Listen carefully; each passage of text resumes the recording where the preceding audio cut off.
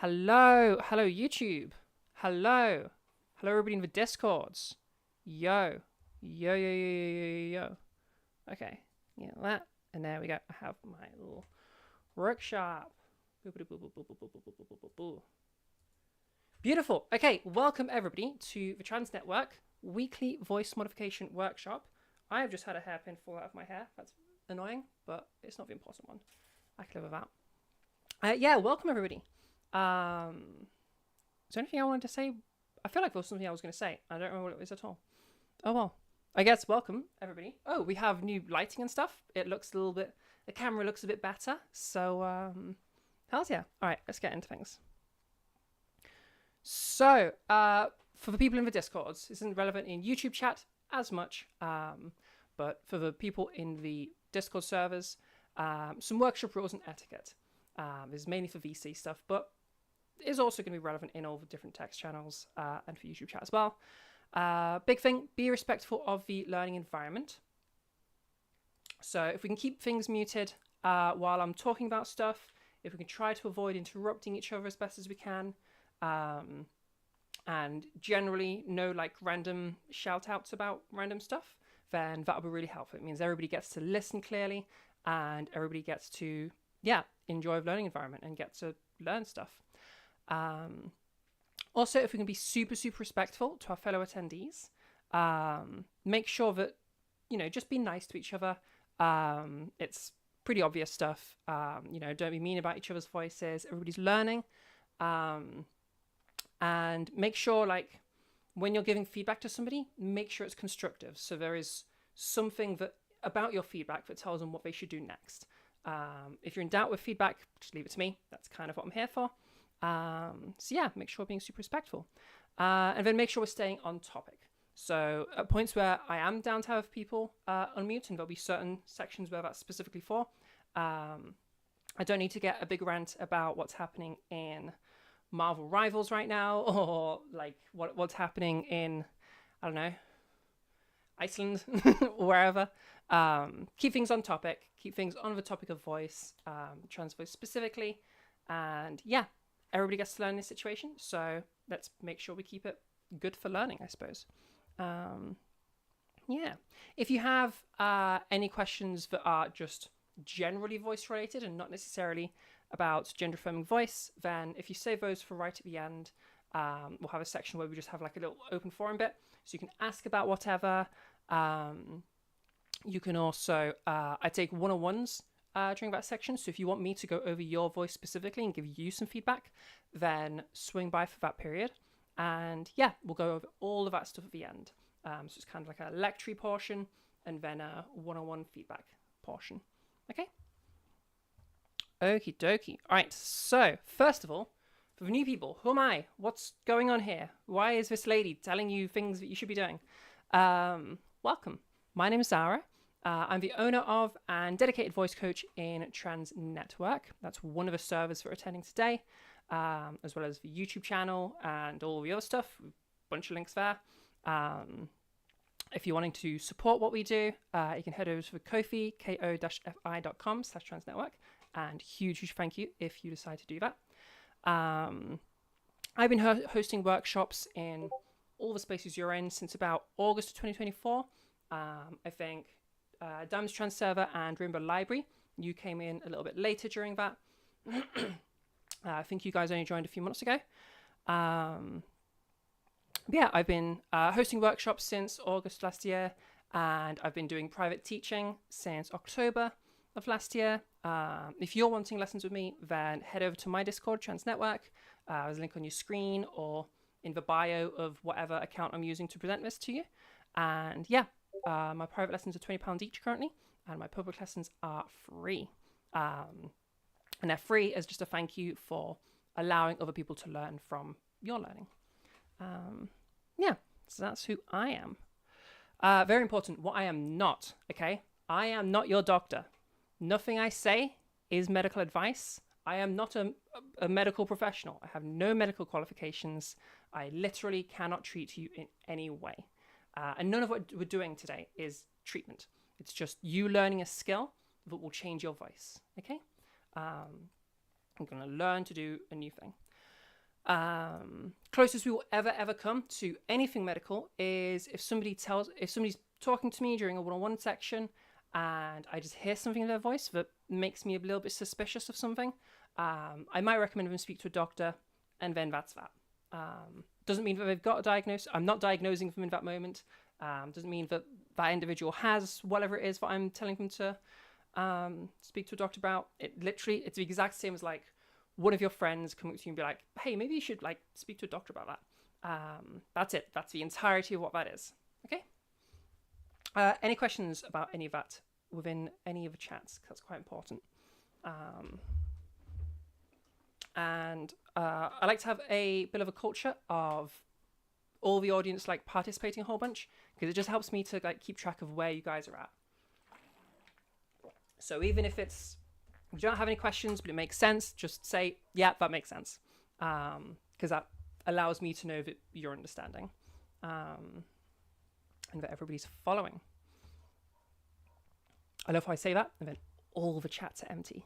Give me some yes R's. We understand. That makes sense. Or no, that doesn't make any sense. Re-explain that. Tell me. Yes, it makes sense? Okay, cool. Helpful. Thank you. Okie dokie, nice. All right, let's keep going then. So, all right, first, a little bit of basics about the voice itself, all right? Before we get into changing it. So, some important things to do for maintaining your vocal health, all right? Make sure we're staying hydrated. You'll see me drinking a whole bunch of water as we go through all of this, especially if you're in Europe right now. We're going for a crazy heat wave.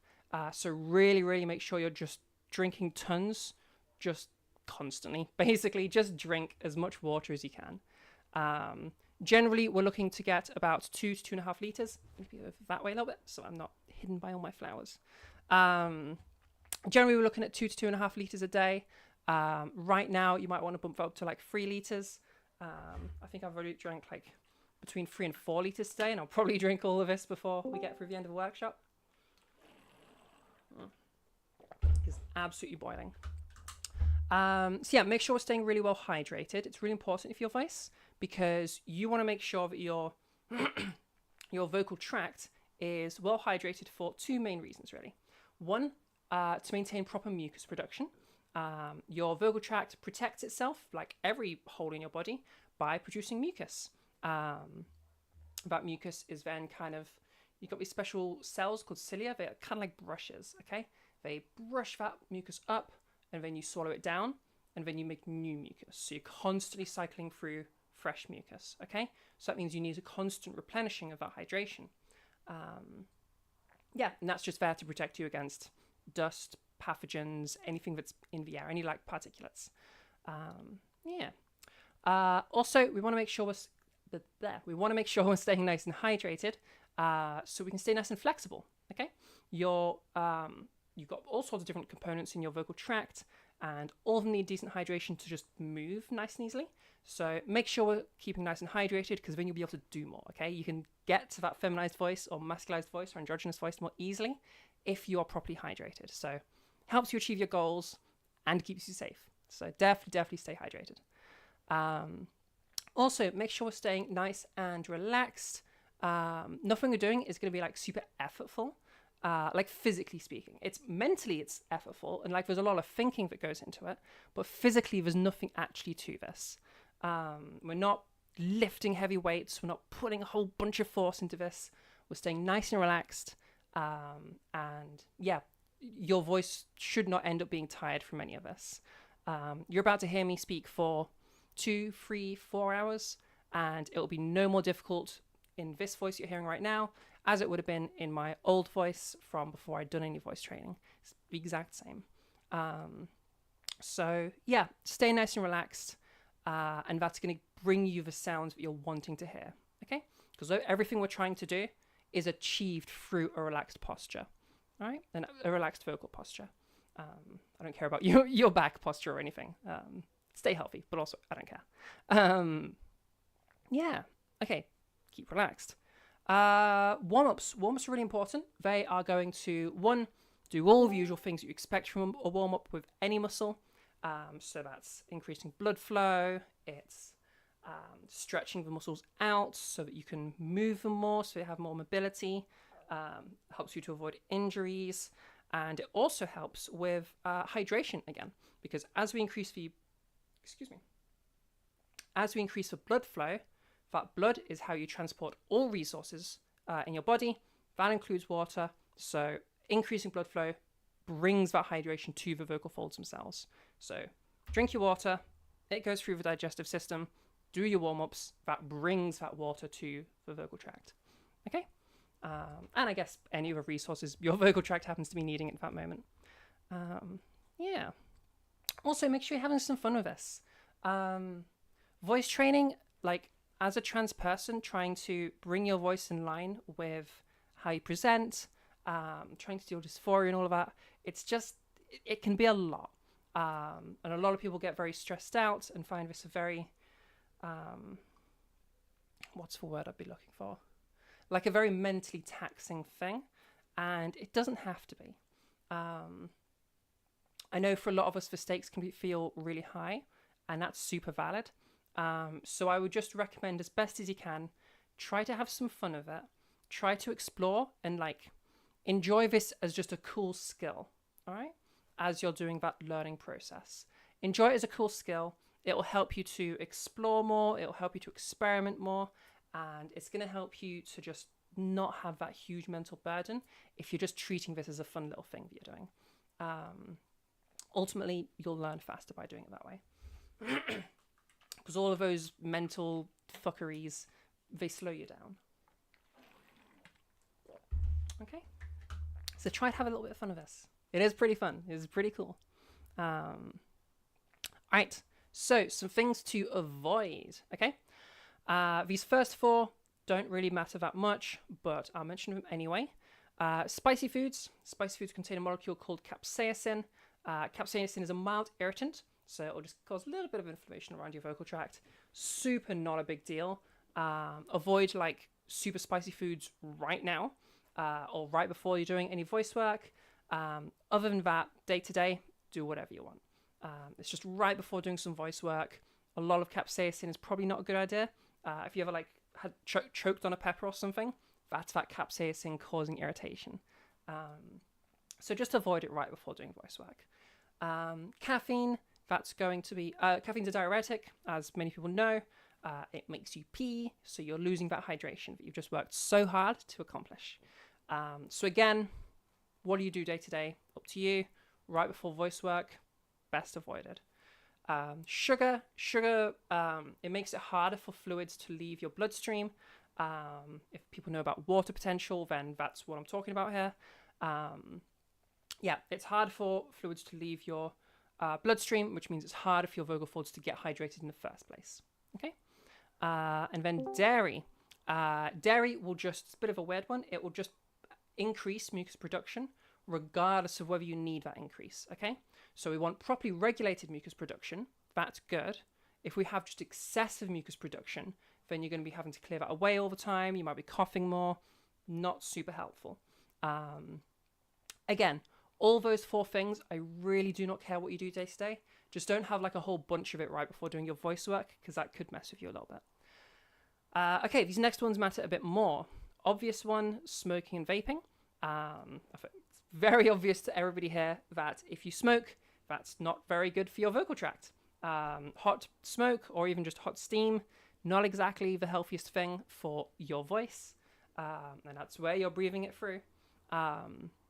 So it doesn't mean that you can't feminize or masculize or androgynize your voice as a smoker or a vapor, but it does make things harder. So if you can avoid those things, or at least cut down on them, it will really help. Definitely avoid them right as you're doing voice work. Needless to say, these are very bad for you. So obviously, if this is motivation to quit, then hell's fucking yeah. But even if you can just cut down a bit, then that's going to help you. Yeah. Okay, straining your voice, pain/discomfort, and tension. I kind of group these ones together, okay, because they're more in the moment things, okay? So if you're straining your voice or you feel like muscle tension, that wants to be avoided, all right? Like I said earlier, everything should feel really relaxed when we're doing this. So no muscles tensing up a whole bunch. Definitely no strain where you've got that repeated tension that you're holding onto. Both of those things, they can lead to fatigue, which means you're just tired out and you've got no energy left. You're done for the day. If you push through fatigue, you can have some issues popping up. Yeah, shouldn't be causing any of that issues. There should be no like huge physical effort that goes into this. Worst case scenario, if you're really straining your muscles, then that could lead to a little bit of injury, which isn't good. And then the other ones, pain and discomfort, they're the real big bad ones. So usually it comes in a form of fatigue is more like a generalized sensation across your throat. Pain, discomfort, usually we're talking a localized, like that bit hurts, okay, or that bit hurts, okay, or that bit hurts. That's going to be whatever you're pointing at, whatever it is that hurts, you've just like injured that area a little bit. It'll only be a minor thing, super not a big deal, but you are going to need to take a break if that happens, just to give yourself recovery. Just like if you've fatigued, then you need to take a break to let that stamina bar refill. So yeah, we want to be avoiding those things so we don't have to take breaks. Pain / discomfort stuff. If you are experiencing pain and you just keep pushing through, then we can have some more serious issues coming up. That pain, as I said, was damage. You keep pushing through that. You keep causing more damage. Eventually, we can have some nodes forming. You keep pushing through that, and those nodes can form into polyps. If you get a polyp, it has to be removed surgically. Never had a student have that happen, ever. And I don't want any of you to be the first, okay? So if you're feeling pain, if you're feeling discomfort, if anything feels wrong, your body's going to be telling you it feels wrong. If it feels any significantly different to how talking normally feels, then something's wrong, okay? You need to stop, reflect on what's going on, ask me for some advice, okay? And not repeat that, okay? Yeah, is that super clear for everybody? Does that make total sense? Because that's like probably the most important bit.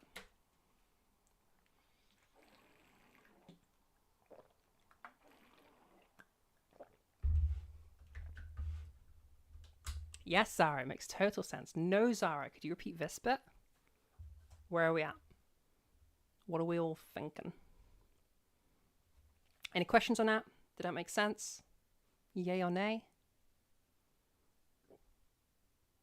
Everybody's fallen asleep. Or I have a big delay. Aha, I see typing. There we go. Yep, makes sense. Oh, it's not sending. Ooh. Maybe we have some actual issues going on. Hopefully that's fine. Bunch of people here. Everybody following? Yep. Okay, maybe there's like an actual delay of some kind. Understood? Good, good. Okie dokie then. So, yeah, I want to double stress that point. If you're feeling pain, something is wrong. It is always wrong if you're feeling pain. If you're feeling discomfort, often if you're feeling anything noticeable, something's wrong. Because all the changes that I'm making to make my voice sound like this, none of it, you barely feel it. Like you don't actually get that much physical feedback. It's a sound thing. So really, any pain, any like big noticeable sensations, something's wrong. Come to me for help, or at least try to remove whatever it is that you've just done. Okay, so all right, a little bit about how your voice actually works before we go into how to then change it. I'm going to be using a model called the Power Source Filter model today. The idea is essentially it's a really simple model. The air in your lungs, okay, that is the power to your voice, or like the fuel of your voice, all right? That air travels up through your trachea into your larynx. Larynx is like a box of cartilage here. If you kind of tap around, you can kind of feel it. It's just this hard thing around your throat or inside of it. The Adam's apple, that's part of the larynx. And inside of there, near the bottom, is your vocal folds, okay?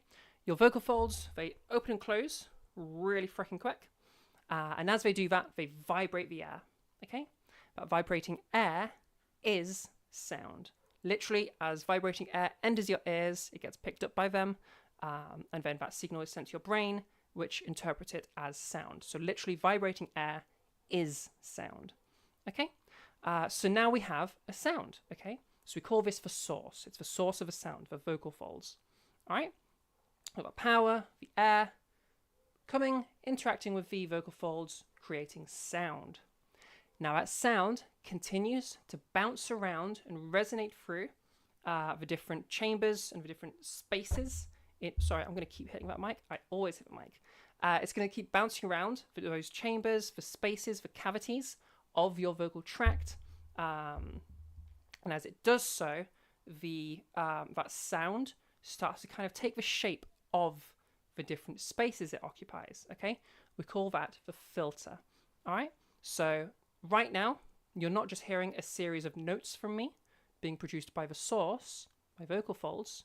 Instead, you're hearing words, sentences, language, all of that communication stuff. That's because we're filtering those notes, those sounds, into words and such, using my tongue, using my teeth, my lips, my nasal tract. All of those things are coming to play to turn those individual tones into words and language. Okay? It's that filtering. All right? Cool. Does that make sense?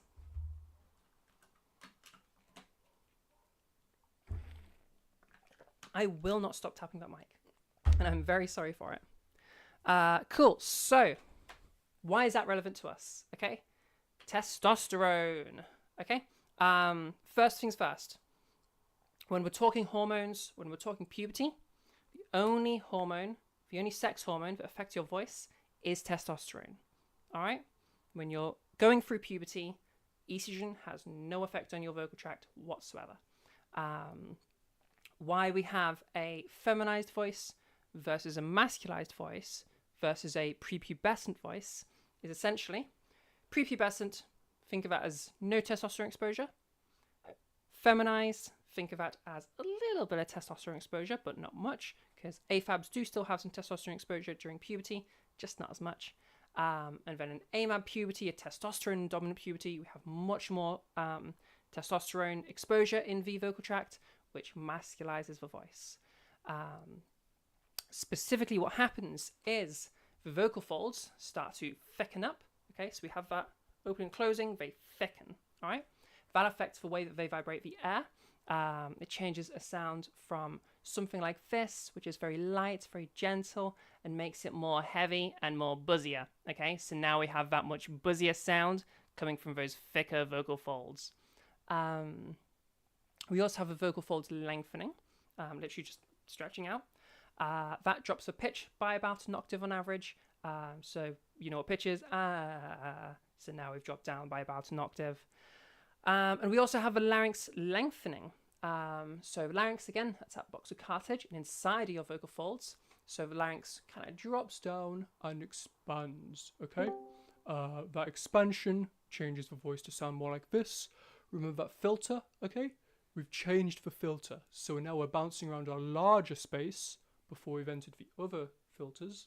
Okay, the very first filter, the larynx, where the vocal folds are, where that source starts, okay? We've changed that initial filter, making it larger. All right? So as a sound exists in a smaller or larger space, we have this kind of a sound change. All right?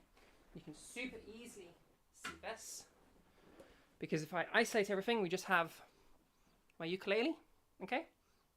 And I'm just going to tap on it.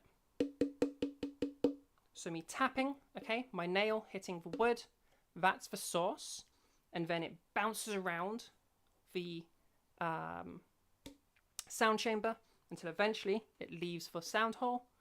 So that sound chamber is the filter, leaves the sound hole, and that's the sound you're hearing. All right. Now, if we just make that sound chamber larger, so we've got a larger filter, that's the only change we've made. Note is roughly the same, but we have that much larger, more cavernous, darker kind of a sound. That's what we're talking about here, with this larynx getting longer and larger.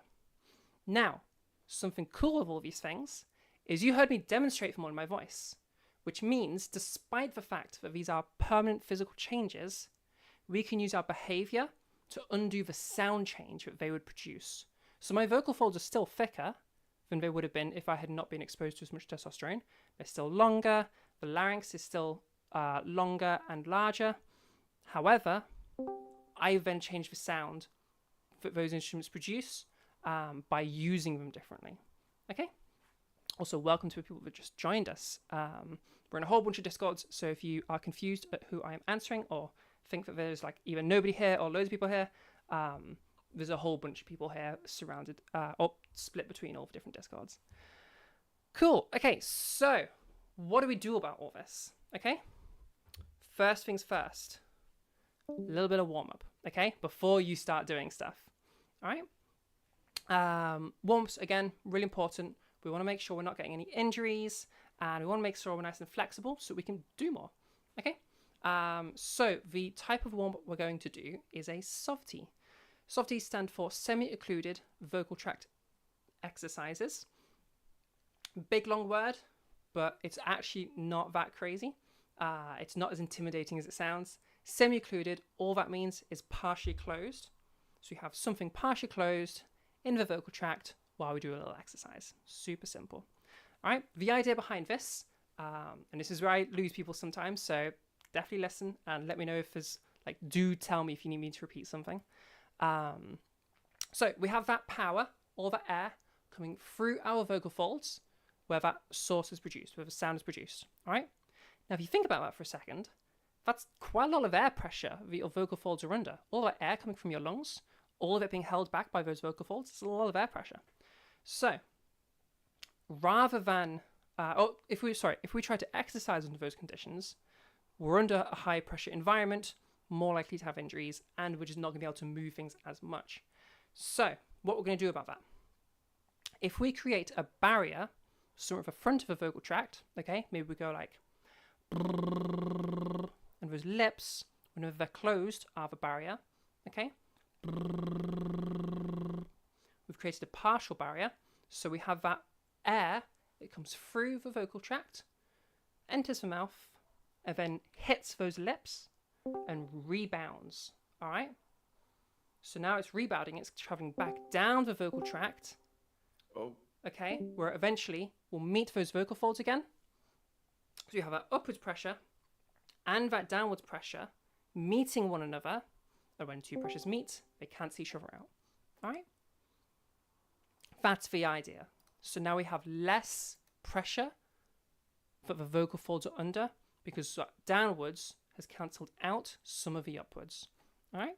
So now we're in a low pressure environment. We can stretch things out, do a little exercise, and we'll be nice and safe doing that. Does that make sense to everybody? I lose people sometimes during that bit. That makes sense? Is there anything you need me to like go back over there? Reasonable if you find that a bit confusing. Scroll that ever so slightly. Also, a whole bunch of people just joined in Rainbow Library. Hi, welcome. I just like clicked like there was like something live right now. I just clicked it and it just automatically sent me here. Whoops. Yeah, no, you're all good. You're all good. So this is the workshop that I run every week over here. So I'm currently live on YouTube as well as being in 3 other Discords. So you're all here together to join in on this workshop. So this bit's for lecture portion if we stay muted during that bit, and then there'll be a one-on-one bit afterwards where we can like give feedback to people as well. So if you see me responding to people that you don't see, then it's one of the other Discords or the YouTube chat. Yeah. Kind of makes sense. I've done this exercise, but you didn't know the explanation. Good. Good afternoon, or as another community puts it, good morning. Fair. Yeah, it is evening for me. Okay, all right, so how do we do this? All right, basically we're just there's different ways to do that partial closure. All right, that semi-occlusion. We can have a lip trill. Those are my favorite.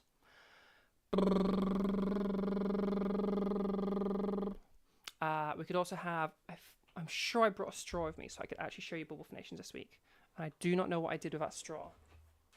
I know I remember grabbing it, but did I remember to actually bring it upstairs with me? I did. You can actually see it this time. My bottle's very full, and I'm going to make a total mess. But we can also do bubble phonations or straw in water phonations. So that's where we get bottle, water in it, or any container of water, but go for a bottle, you'll see why. Okay, put your straw in the water and blow some bubbles. As you're blowing those bubbles, add some sound into it.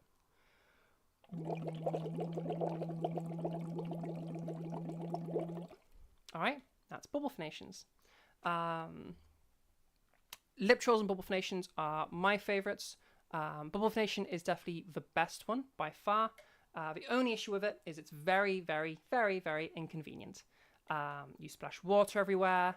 We're blowing bubbles, you know, you splash water everywhere. You have a straw with you. You have to have a container of water that if you blow bubbles into it, it's not going to splash water everywhere. Definitely recommend a bottle about halfway full. That way you'll have less mess. And grab a towel. But bubble phonations are the best ones. They're just inconvenient. Lip trills are a very, very good second best. Other ones can be a V trill, like the letter V. We could have, it's got like a special character, I don't know how to say it, but like similar to the, but a B. You get it? Raspberry trills. Any of those would be totally fine. But I super, super recommend the lip trills or the bubble phonations. They're a lot easier. It's a lot easier to keep your pressure stable during them. And if in doubt, do the bubble phonation, because nobody does that one wrong. Okay, there's nothing to go wrong there. But I'm going to be doing lip trills because that's much more convenient and I do not want to make a mess. Close my bottle. So what we're going to be doing is we're making one of those sounds. We're making one of those sounds and we're going to move pitch up and down as we do so. Slowly expanding the range that we're moving, all right? So we'll start off, and you can join in at home. And then we expand out. We expand out again.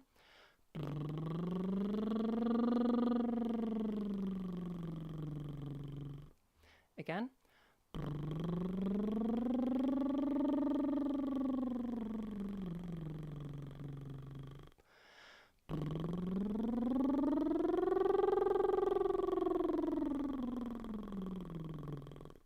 And we're going to go higher and lower each time until eventually we hit our maximum pitch range. Okay?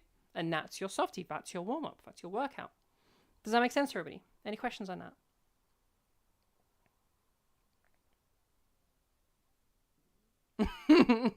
Once you get the hang of lip trills, you can be insufferable and stim with it all the time. True. Use lip trills to make car sounds? Yeah, fair.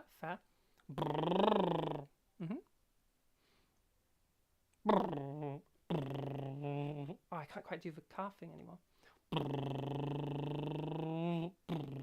I think I do it a different way, and I don't remember how I do it for car sounds.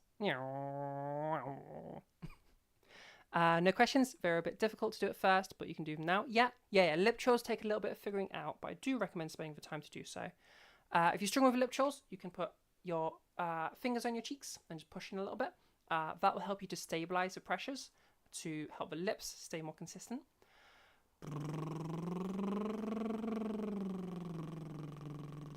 So if you're struggling, give that a go. It'll help you out. And if you're really, really, really, really struggling, bubble phonations, I'm tapping on my bottle and then forgetting that you can't see it. Bubble phonations, they're always the easiest one to do and the best one to do. They're just very inconvenient. Like easiest in terms of technique, because like there is no technique to it. Just go into a straw. That's it. That's the entirety of a bubble phonation.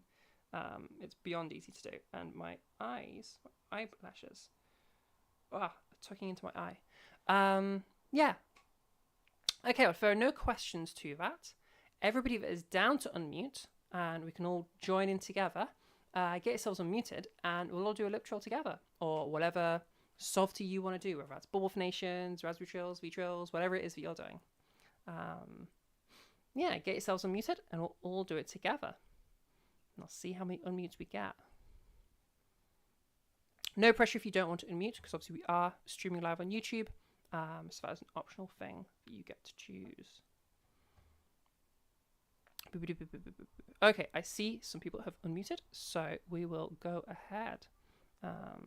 Okay, all right, get yourselves unmuted and we'll go for it. All right, just do as I do.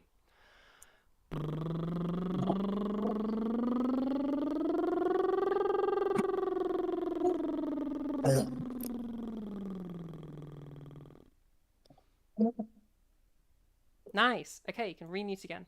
I didn't hear people clearly there. I think some people's sound settings messed them up entirely, but I appreciate the effort.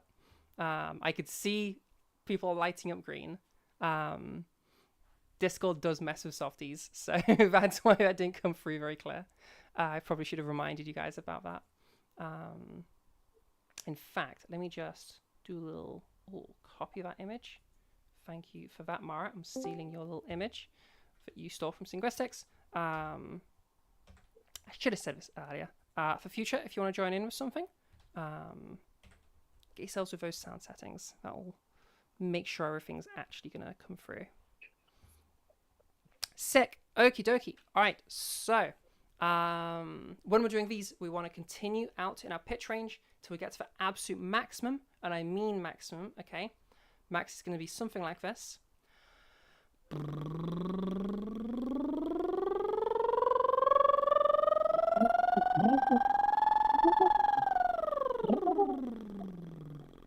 And around our breath.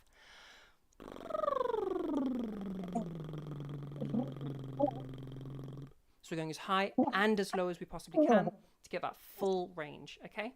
You may need, if you're getting to that absolute furthest extension, you might need to speed up at the last few softies, so you don't run out of breath like I did. Once we've gone through an entire set and we've gotten to our maximum pitch range, I'd like to add on a little extra stretch to the end where we swing ourselves to the top, do a siren, and then back down again, and then the opposite, okay? So that sounds like this.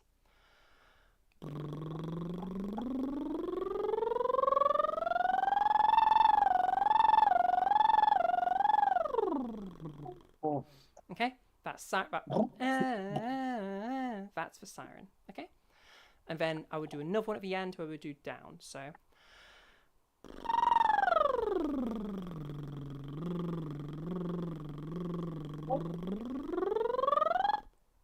And that would be your full set, okay? Usually takes 1 to maybe 3 minutes if you're really taking your time about it. If we can remute now, that would be helpful, thank you. Obviously, continue playing with it while you're muted and while you're practicing. And yeah, a full set usually takes you 1 to maybe 3 minutes, but usually 1 or 2 minutes. And that would be your complete set of softies. Other benefit of these is, one, they'll do all of your usual warm-up things that you'd expect from a muscle warm-up, but they've got a little hidden bonus of dealing with morning voice.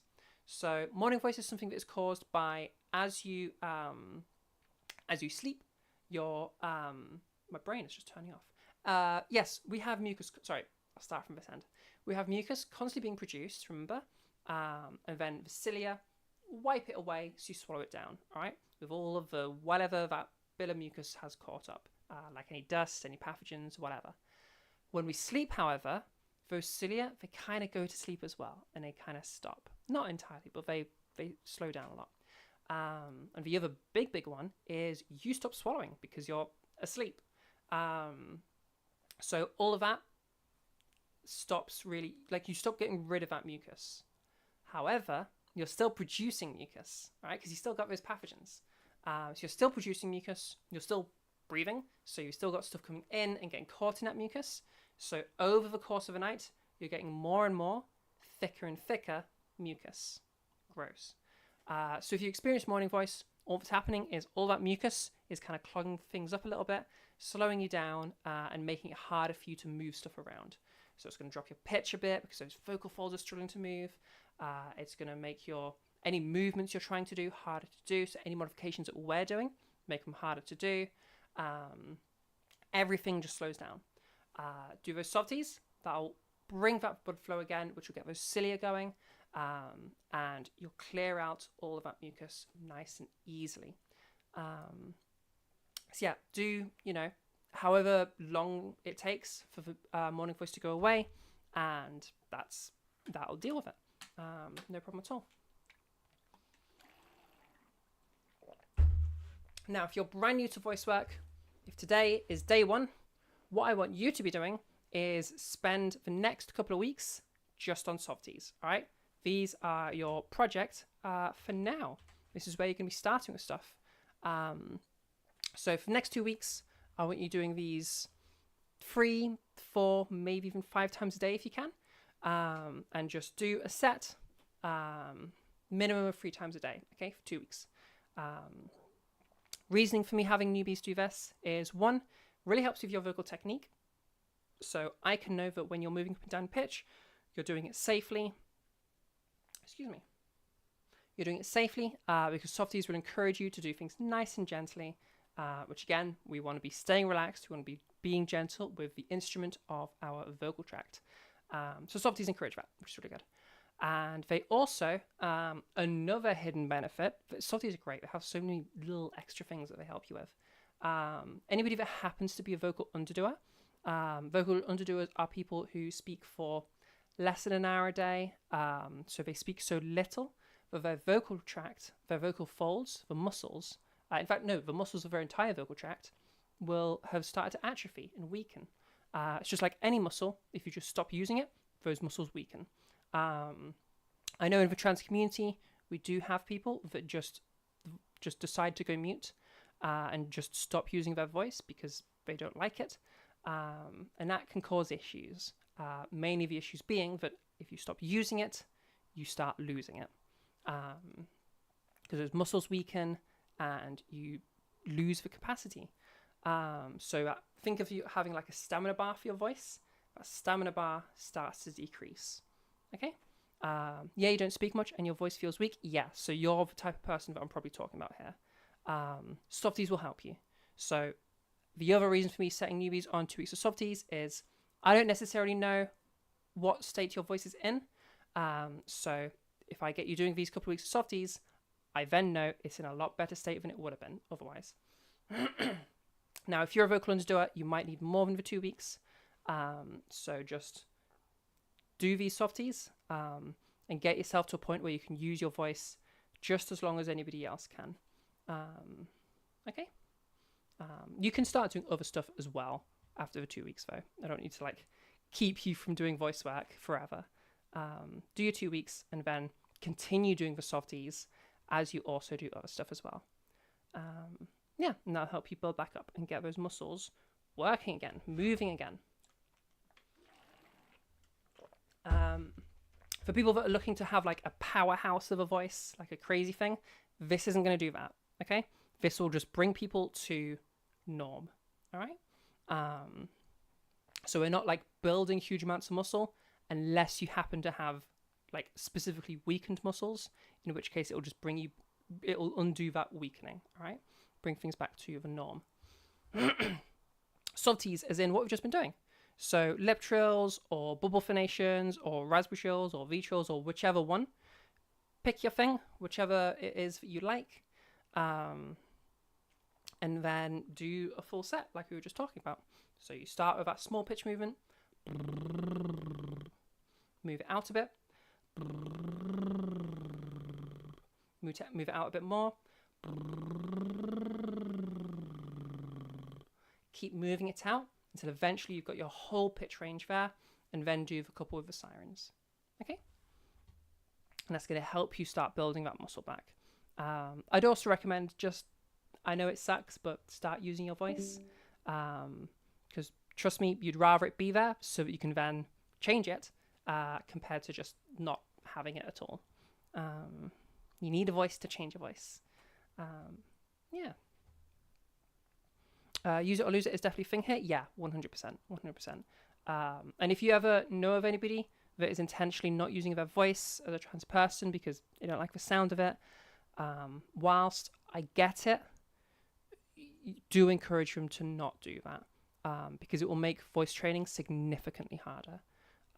And if you are considering that, it's not the way. Instead, voice training. Yeah, by not using your voice, you will start losing it, and then that's a problem. Yeah. Okie dokie. Right. So, any questions about softies before we move on? Or is that all good?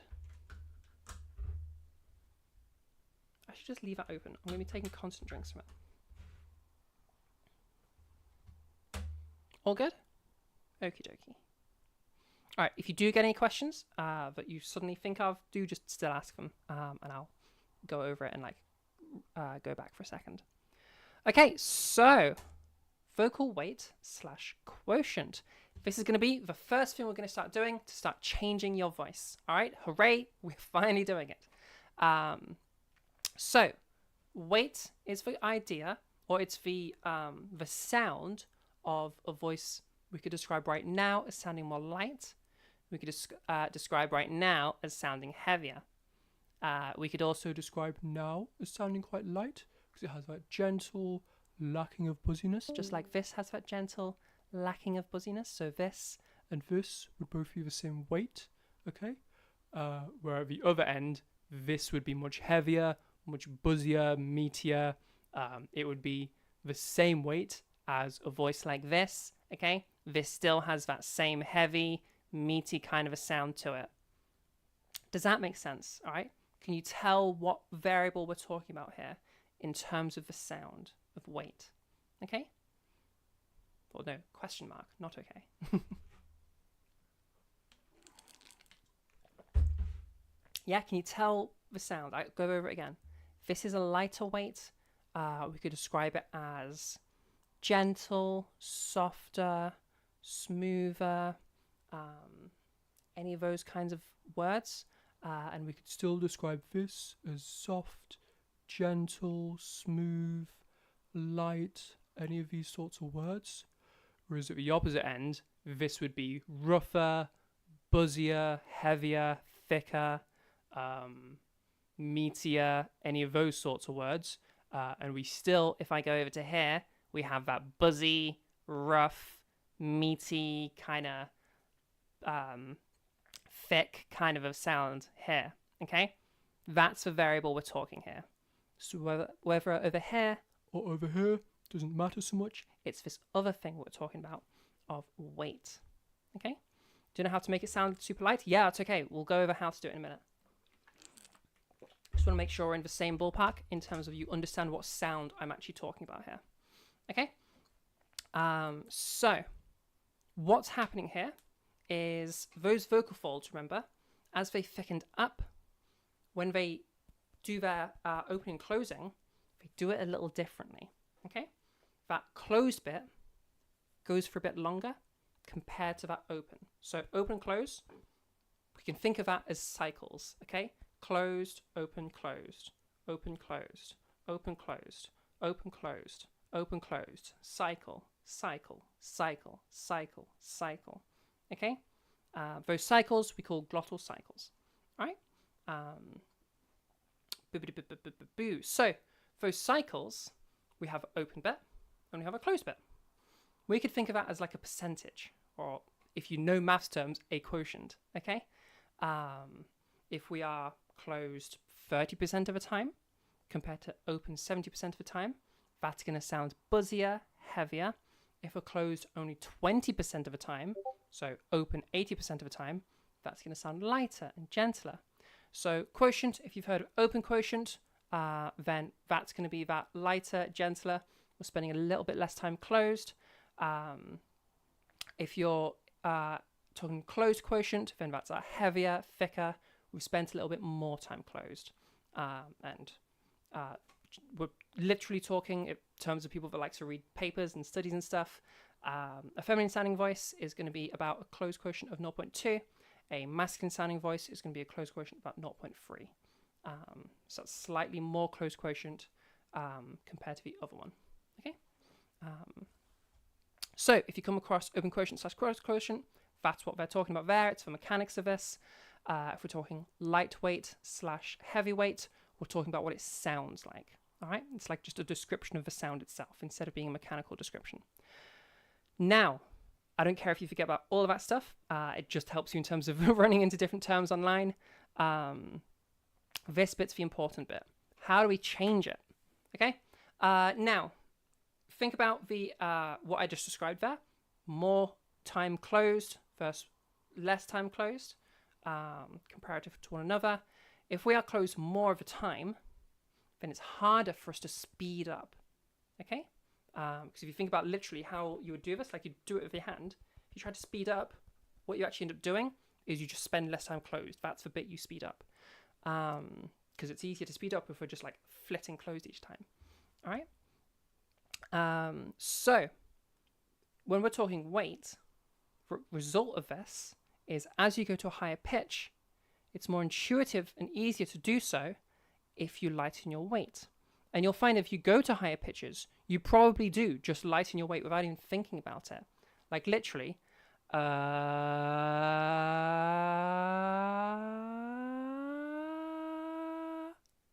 you end up really light.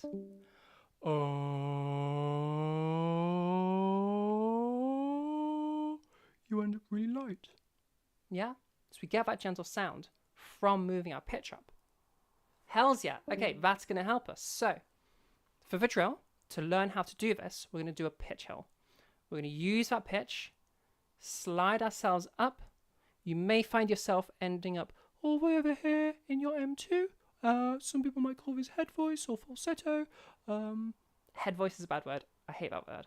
But M2 is a good word. I don't mind you using falsetto. This kind of a voice here, if you end up all the way up there, totally fine. Okay? In fact, is what helps you get to that lighter sound. No problem.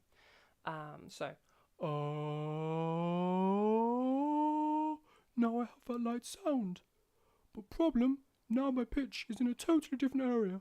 So we're going to bring that pitch down again while keeping that light sound. Okay?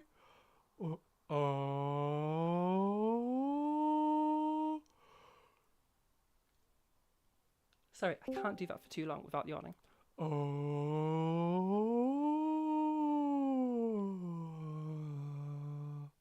Okay, so we end up with that lighter sound while still having the pitch pretty much where it was originally. Yeah, so move up in pitch to help you get light. Once you are light, keep that lightness as you bring it back down in pitch. So your end result is that pitch hasn't changed, but weight has. Okay, full drill again.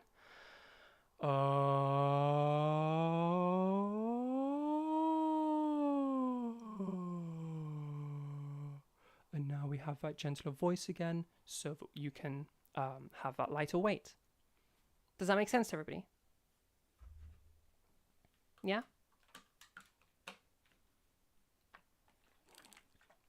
Try it yourselves at home. See if you can manage it. So you do your pitch hill. It's called pitch hill because we can go up and then we go down. Do your pitch hill and then try to hold that same sound. Like hold the sound, don't hold like your body or anything. Hold the sound as you continue into some words. And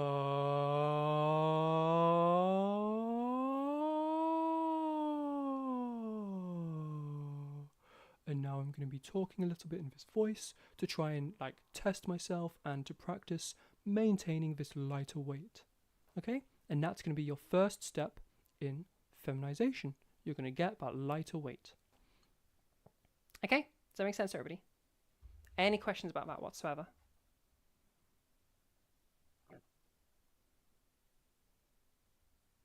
Hells yeah, Friday. How you distinguish lightweight, lightweight / open quotient from breathiness. Really good question. Undi, great question. So, listen to my voice here real quick. This is me using a whole bunch of breathiness, okay? My voice is really, really breathy. You can hear the air itself. Yeah, you can like hear me breathing out. Whereas right now, none of that breathiness, all right? We just have that lightweight. Let's say if I have like my unmodified voice, this is what it sounded like, by the way, and I just had a bunch of breathiness without changing the weight or quotient, I would then have a voice kind of like this. So you can still hear that kind of buzziness running through it, but you also have all of that air going through. If in doubt, just avoid breathiness. That way you know that it's not going to be a relevant factor. So if you're hearing that air, you hear that turbulence, get rid of that so that you can work on weight / quotient without getting it muddled up. All right? Even if you already naturally have a breathy voice, just take it away for a moment just while you practice this. And if you'd like to, you can bring it back into your final voice just while you're getting good at this. So you can distinguish those two sounds. Or even once you have them fully distinguished and weight's getting pretty easy for you, you can bring it back in at that point. Yeah. Get light as first step, and from that, work on getting voice fem. Got it. Kind of. This is the first step of getting voice fem. Okay? Because there's two core components here. Because again, going back to that testosterone stuff, we're reversing the effects of that testosterone. Apart from pitch, actually. I'll talk later about why pitch isn't actually relevant at all. Okay? Any questions about that? Before we go for the other version, the masculizing version.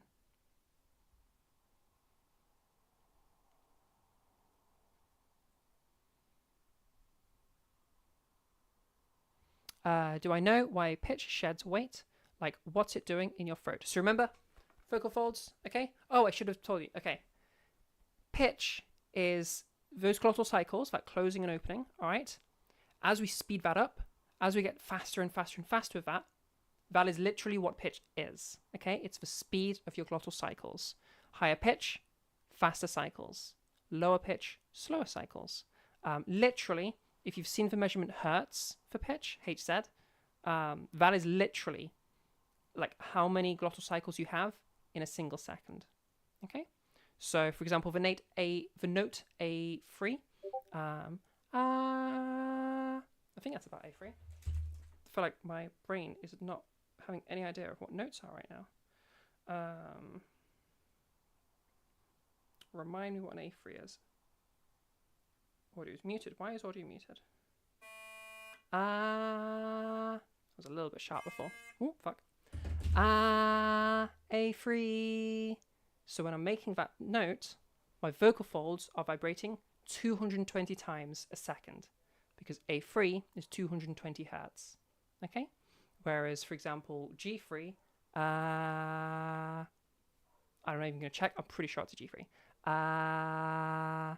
That's going to be 190 hertz, if I remember rightly, 195 hertz. So 190 cycles a second. Yeah?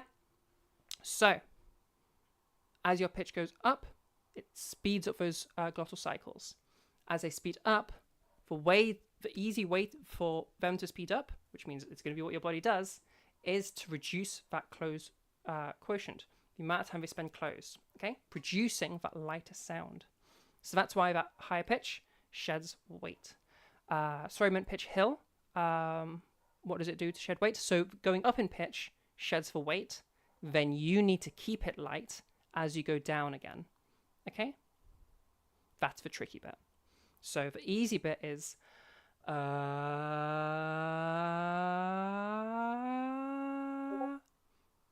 tricky bit is holding on to that sound as you then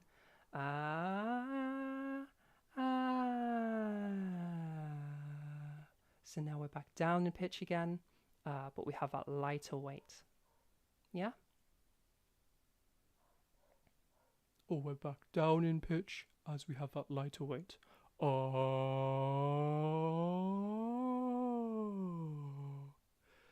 Yeah? Does that make sense? Also, if you need to take a breath during it, like if you just run out of breath during your pitch hill, totally fine. Just take your breath, go back a little bit in the pitch hill and continue. Just so you don't like lose where you are. Best pace to take a breath is like at that apex point. It's just easier to continue from that point because you've just done all of your up, so then you can do your down. Yeah, does that make sense?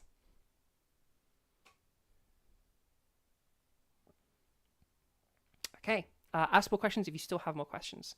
Pitch trough, okay, the opposite version. So, same concept. We're going to be going down in pitch because whereas going up in pitch, it's easier to go up in pitch with a lighter weight. When you're going down in pitch, lower pitches necessitate a heavier weight. Okay, you can't actually get to them without your pitch increasing for those bottom pitches. So nice and easy, we're going to go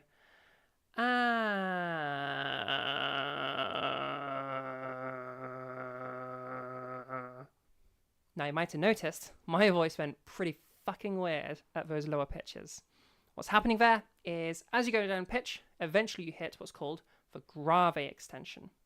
That grave extension features a really heavy weight and a whole bunch of vocal fry. Now ideally, you go down to your grave extension right near the bottom and you drag that heavy weight from it back to a higher pitch.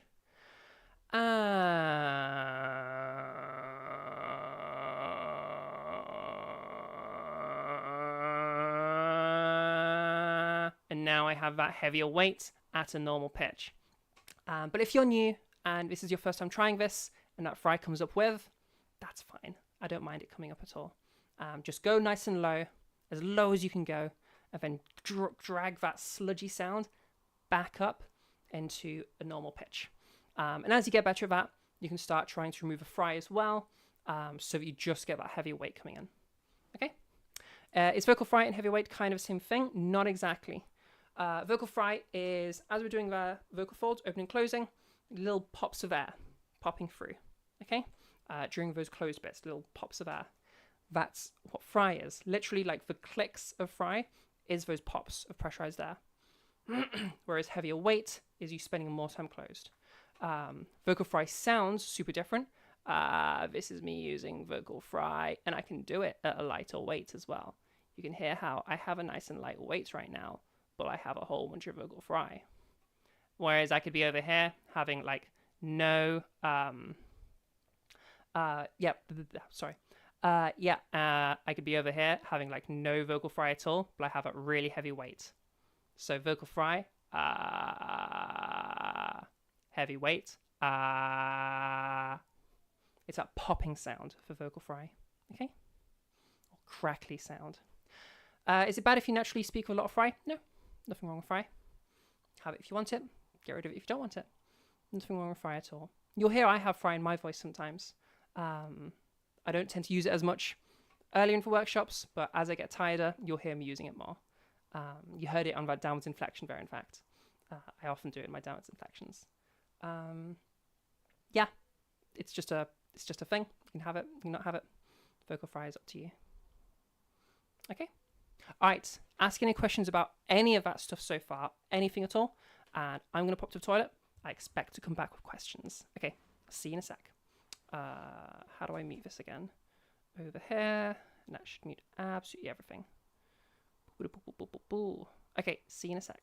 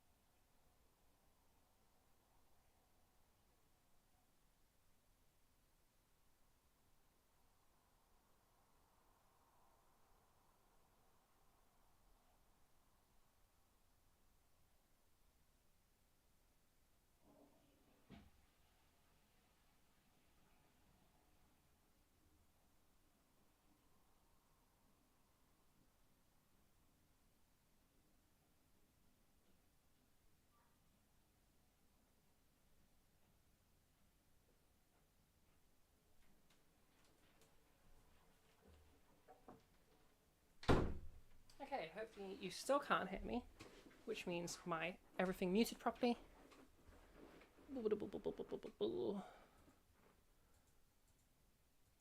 And hopefully now you can hear me again, which means, yes, everything was working correctly for... Wait, you could hear me? Wait, did that not mute properly? It didn't mute. Wait a minute. Hold on. Okay, hopefully you don't hear me go to the toilet just now. What the hell? Okay, real quick. I'm going to continue talking, and I'm going to do something that should mute everything. Tell me if it actually does, okay? Do you still hear me right now? Is everything... Definitely heard the door slam? God damn. Yeah, you can still hear me. Oh my fucking god. Okay, even if I do this, you can still hear me now. Everything's still... All the sound is coming through. What? What do you mean? What the fuck? Excuse me? Hold up just 1 second.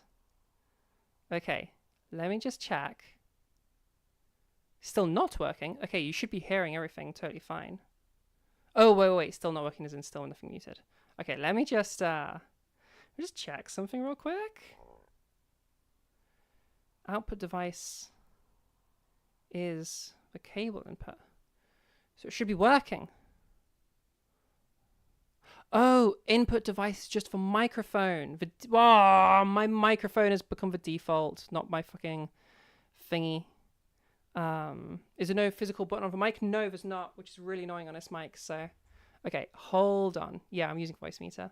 But apparently my default microphone has changed. So let me just change that real quick to make it voice meter.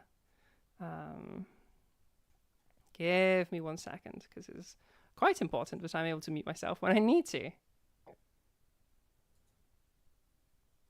Windows loves to swap your defaults. Love that. Thank you, Windows. That is just a wonderful thing. Okay, hold on, because this is quite important, but when I go to the toilet, you don't get any sound. Hopefully nothing came through there. This mic is a bit more, like, only hears what's near it, so hopefully I was fine, but, like, ugh. Playback, no, I want recording. Microphone, no, I do not want microphone. I want, it'd be voice meter out B1, right?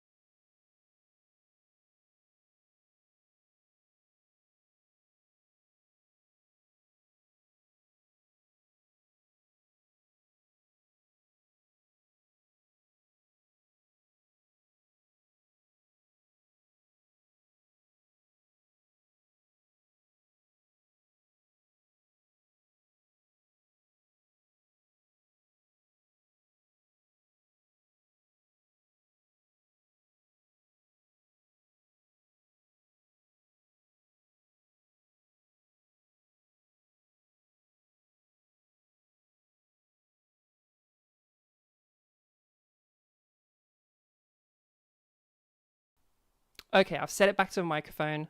I will fix that later.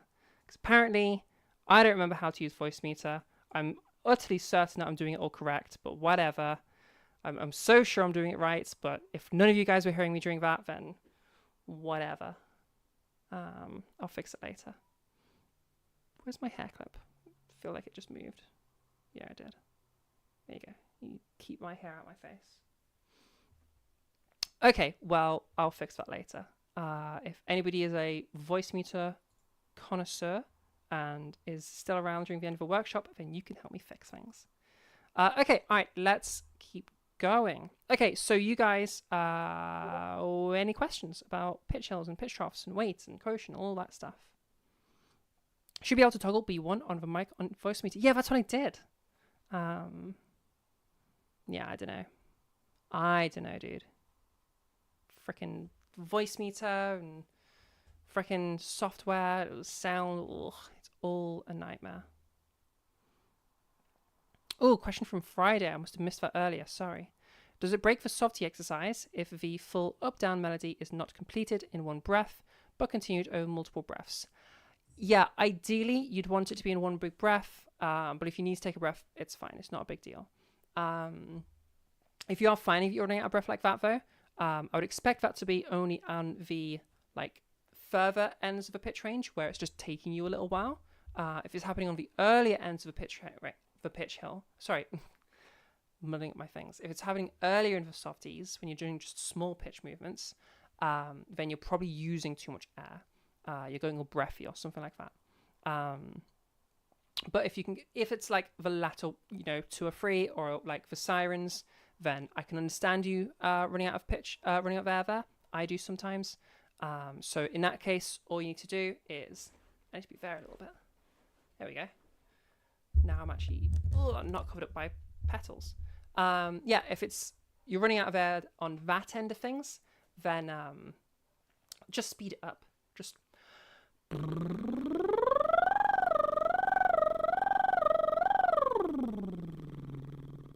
like speed up for softy. That way you don't run out of air. Cool. Okie dokie.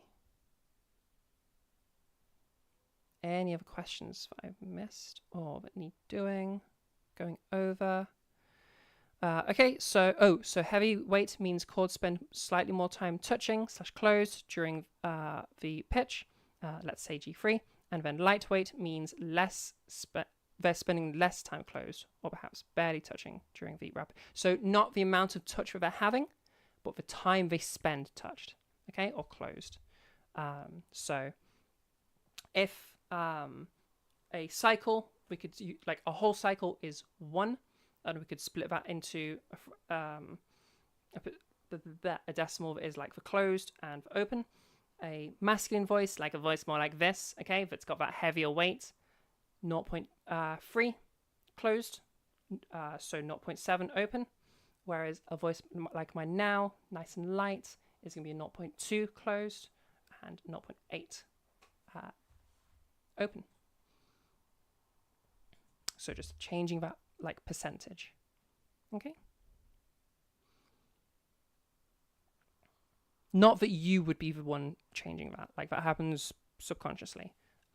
It's just an explanation of the mechanics behind it.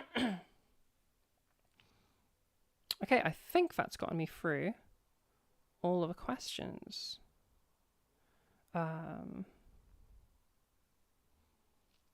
And yes, Mara, thank you for copying and pasting that one. That's always helpful. Thank you. Boo. It's very helpful when people pick up each other's questions. So thank you for that.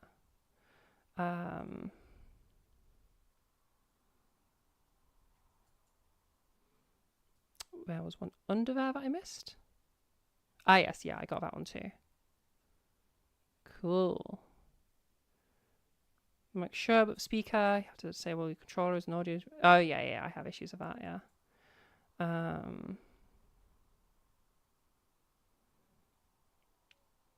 Okay, that's everything in Trans Voice. Anything in the other chats?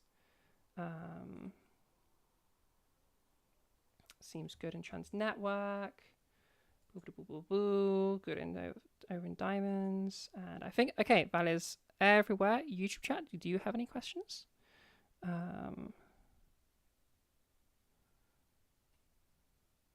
Oh, thank you, Alistair. You didn't hear anything that you shouldn't have been hearing. That's good. Okie dokie. Didn't hear anything you shouldn't have been hearing. That's good. Okay, I can go to the toilet then, knowing that even if I mess up the muting, which I will still be muting, we're all good.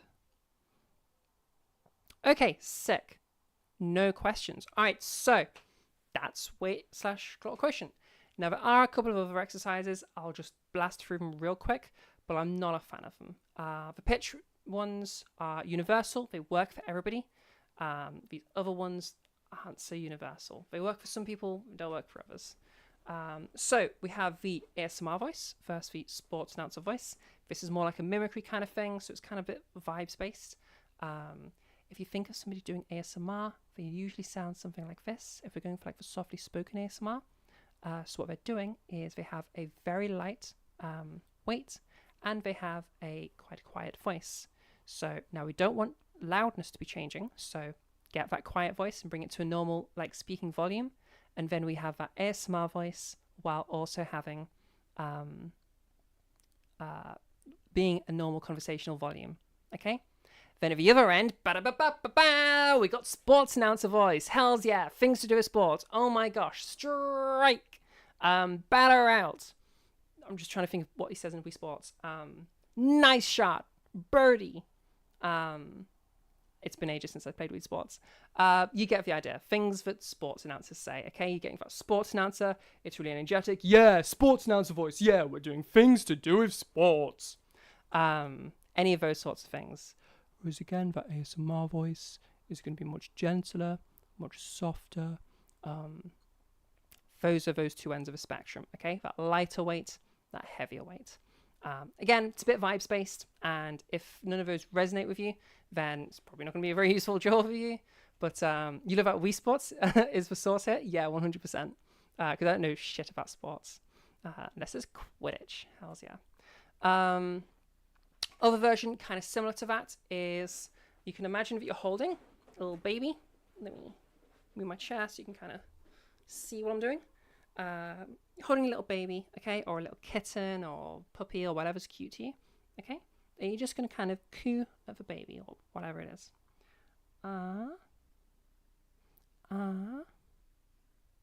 Cute baby. Cute baby, very nice.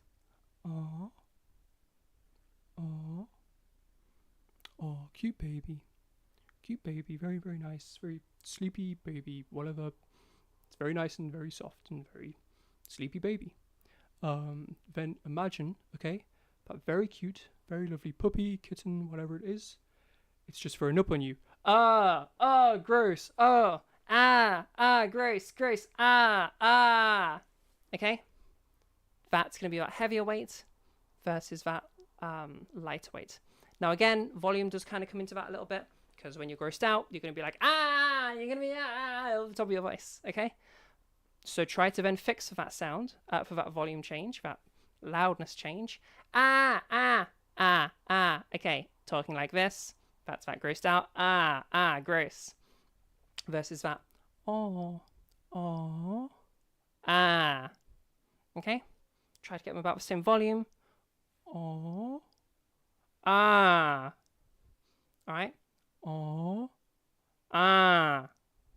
We have that heavier, buzzier voice, that thicker voice.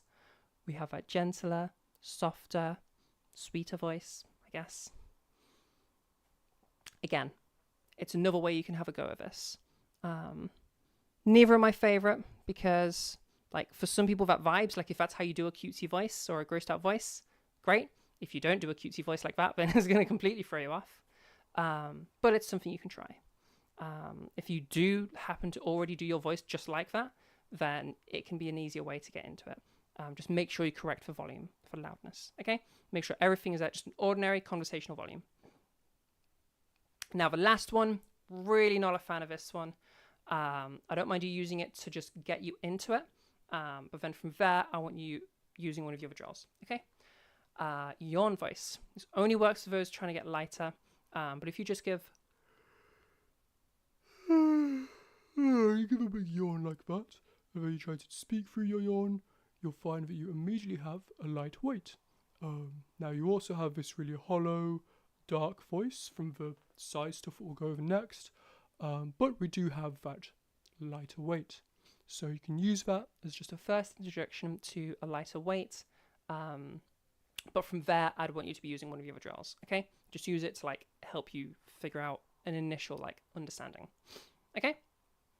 All right, some common problems. One of them was mentioned earlier, breathiness. So remember, this isn't a breathy sound we're going for. This is a breathy sound, okay? You'll hear that none of the drills were making this sound happen. That's breathiness, okay? So don't get that confused with a lighter weight. They're separate things. And then the other one, hyperadduction. This is usually for people doing closed quotient, heavier weight. So if you have this like... you have this really kind of like held voice where you're like really holding it really, really tight. That's going to be hyperadduction. You're like holding it really, really tight and your air can barely get through. So eventually you have to and then you kind of have to do like more of this, but you just can't get that air through.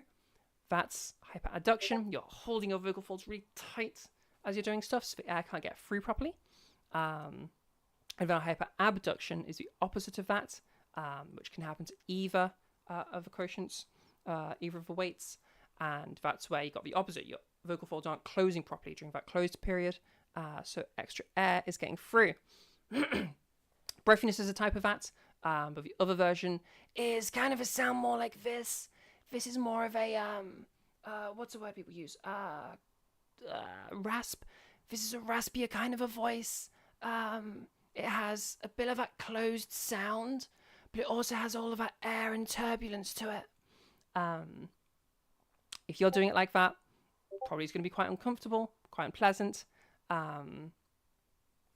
Yeah, it's not a particularly pleasant thing to do, hyperabduction. Your first vocal folds are coming in, and they're not very good at stuff. So, yeah, avoid either of those sounds. They're not what we're going for. Lol, you did lip trills and got super duper high. Your mum was like, you okay? You gotta be like, get away, mom. I'm doing the femme voice.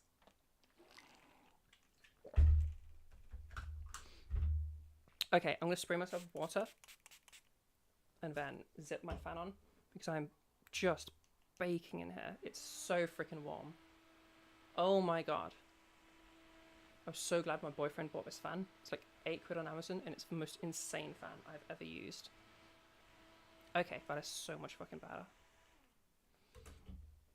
No, I won't leave that on the whole time. Don't worry. Because I know that's going to be horrible mic sounds, but it's boiling in here. Okie dokie. All right, so any questions about weight stuff before we move on to the next topic? I'll put my fan back on for a bit more because that was very necessary. While you type any questions you have. Or are we all good? Does that make sense to everybody? Fan noises. Hells yeah. Enjoy the fan noises. Make sense? Okay, cool. Let's move forward then. And if you do think of a question that you forgot to ask like now, it's still fine, like as we go into the next bit. Or if you get a softies question. Okay, ooh, last little thing. If you are feminizing your voice, get those softies in, and then start here with weight/glottal quotient. But if you are masculizing, still start your softies, and then we're going straight to size, okay? And then you'll both be swapping around. It's just easier going those routes. So, size, resonance, larynx height. This thing has a million names to it, but they all mean the same thing. Essentially, they're just kind of looking at the concept from a different angle. So you have size, literally the size of your vocal tract, ukulele versus guitar. Okay, ukulele is smaller than the guitar is. Or we have I keep moving over that way for some reason. That's not where I'm supposed to be. Because otherwise I will branch in my face over here. It's because my mic is in a slightly wrong position, and that's why I keep moving to be near a mic. Yeah, okay, so size is actually referring to the vocal tract being bigger or smaller. It could also refer to the sound sounding like it's a smaller sound or a bigger sound. So like if I'm making this kind of a voice right now, you might call it smaller. This kind of voice right now, you might call larger. Or if we want to go like really, really, really small, this would be like a really small kind of a voice, like mousy or whatever. So there's another reason why people call it size sometimes, or another thing they're meaning by size. You'd also come across the term resonance. Resonance is literally, we're changing the resonators, those chambers of your voice, so that sound as it bounces around, it's resonating in a different way. Okay, so resonance. People call it brighter or darker. It's just a description of what it sounds like. Or you could call it larynx height, because it's literally the thing that we do is your larynx move up or your larynx move down. Okay? Now, as I say that, big caveat, you don't move your larynx up and down. You change the sound, which results in your larynx moving up and down. So you don't try to change it. You change the sound, and that causes the larynx to move. All right? But that's still a name for it. So, what we're literally talking about here is, again, about filter changing, specifically the larynx bit, all right? Because we want that smaller size, but if I did that in your mouth, we need that space for like words and stuff. So get rid of that, because like I don't want all of your O's to become E's or something like that for making that smaller sound. Instead, we're going to go for larynx, because that's before we've started making words. It's the available space, all right, that we can move, and it's the thing that changed during puberty, so it makes sense to change our thing. All right, so how do we do this? Now, a neat little trick, because it's very easy to confuse this sound change and this sound change as a pitch thing, but it actually has nothing to do with pitch whatsoever, okay? My pitch didn't change there. I could literally go like,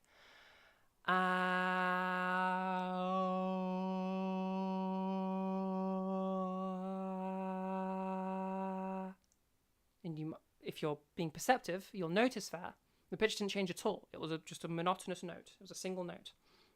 So there was no pitch change. But it's easy to muddle the two up.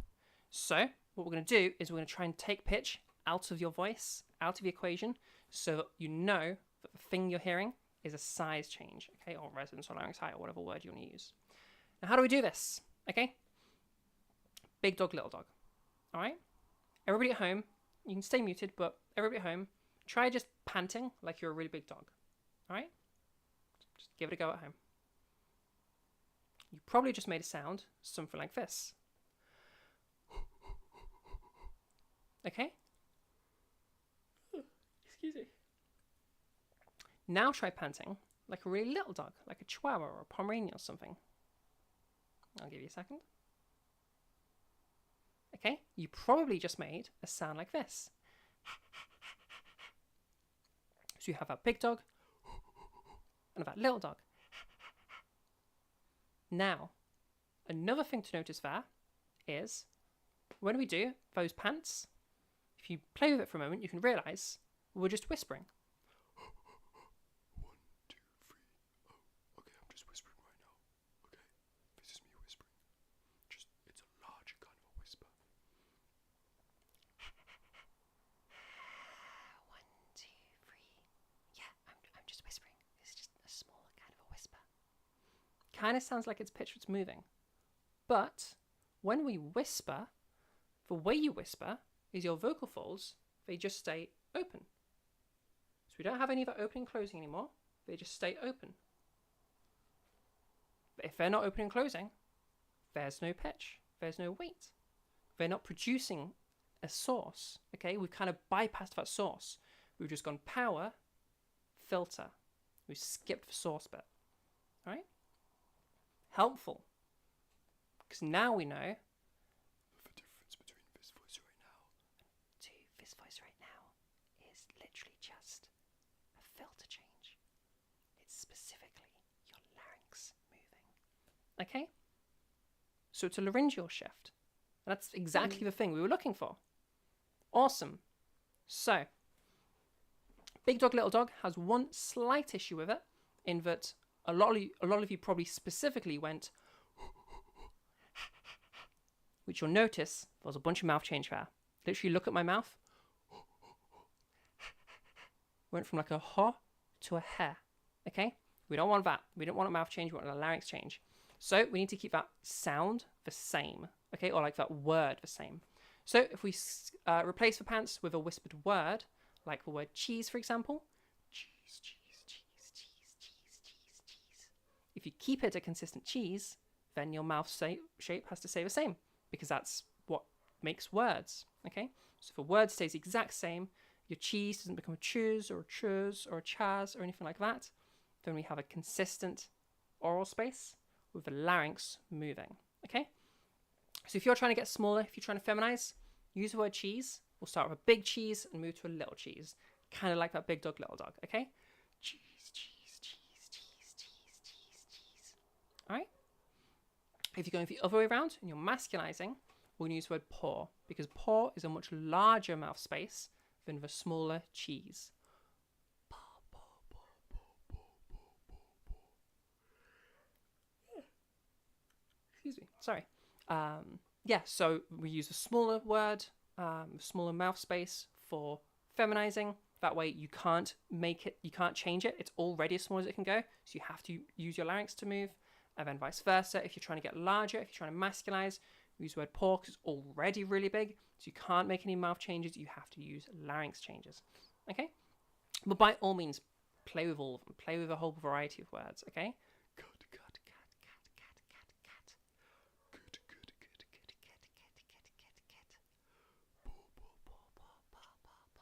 Play around with a whole bunch of them.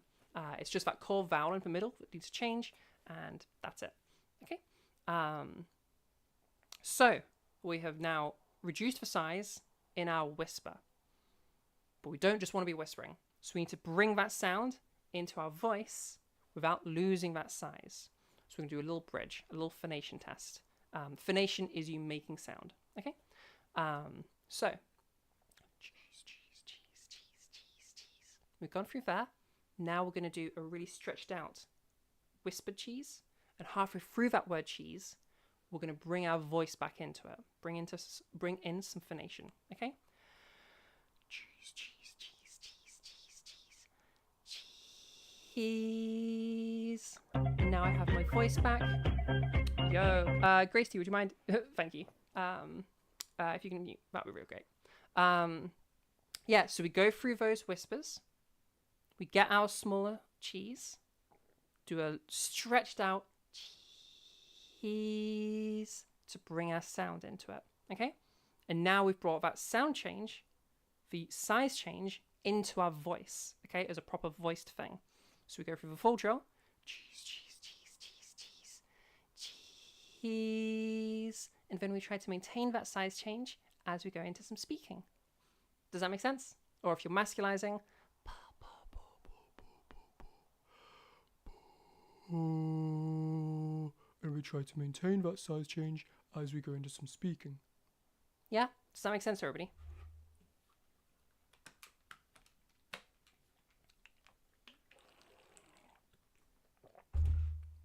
The music there was just somebody joining and hadn't muted yet.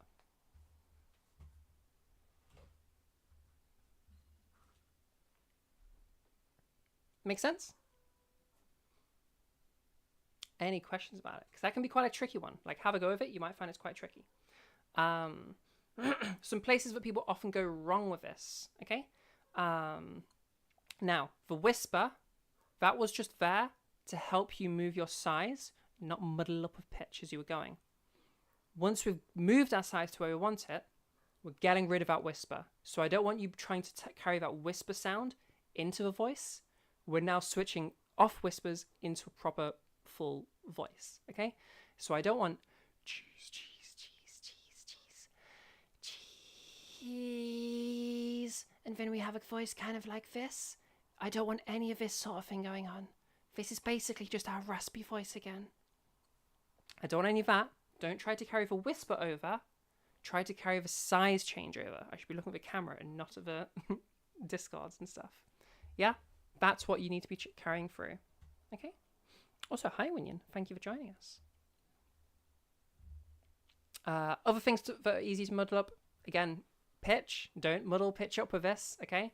As you go into your phonation test, I don't want a cheese, cheese, cheese, cheese, cheese, cheese. And then we're kind of talking like this. Or any sort of like super crazy high pitch. Or on the other end, and then we have this really crazy low pitch. I want just a normal pitch, okay?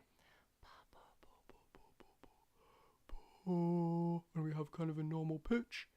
Cheese, cheese, cheese, cheese, cheese, cheese, cheese. And we have kind of a normal pitch. Yeah? Normal pitches. Don't mess with your pitch in this. All right? And then tension is another big one. Usually this comes with people trying to control their muscles, okay? Don't try to physically control your body here. That's not what we're aiming for right now. Control the sound, okay? Use those whispers. Don't worry about what your body's doing. It knows what to do. It'll figure that out, okay?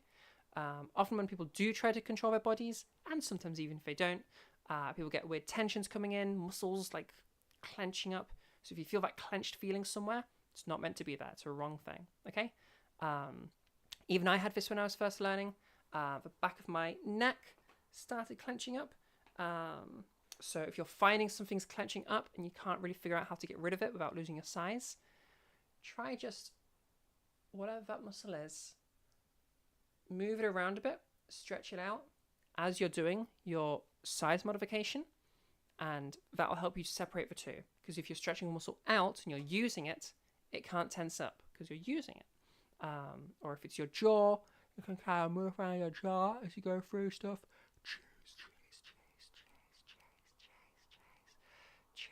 Cheese. Obviously, that'll mess with your word cheese, but it'll separate that jaw, okay, from being involved, because you're teaching yourself that, oh, it's a separate thing. Your tongue, stick out your tongue.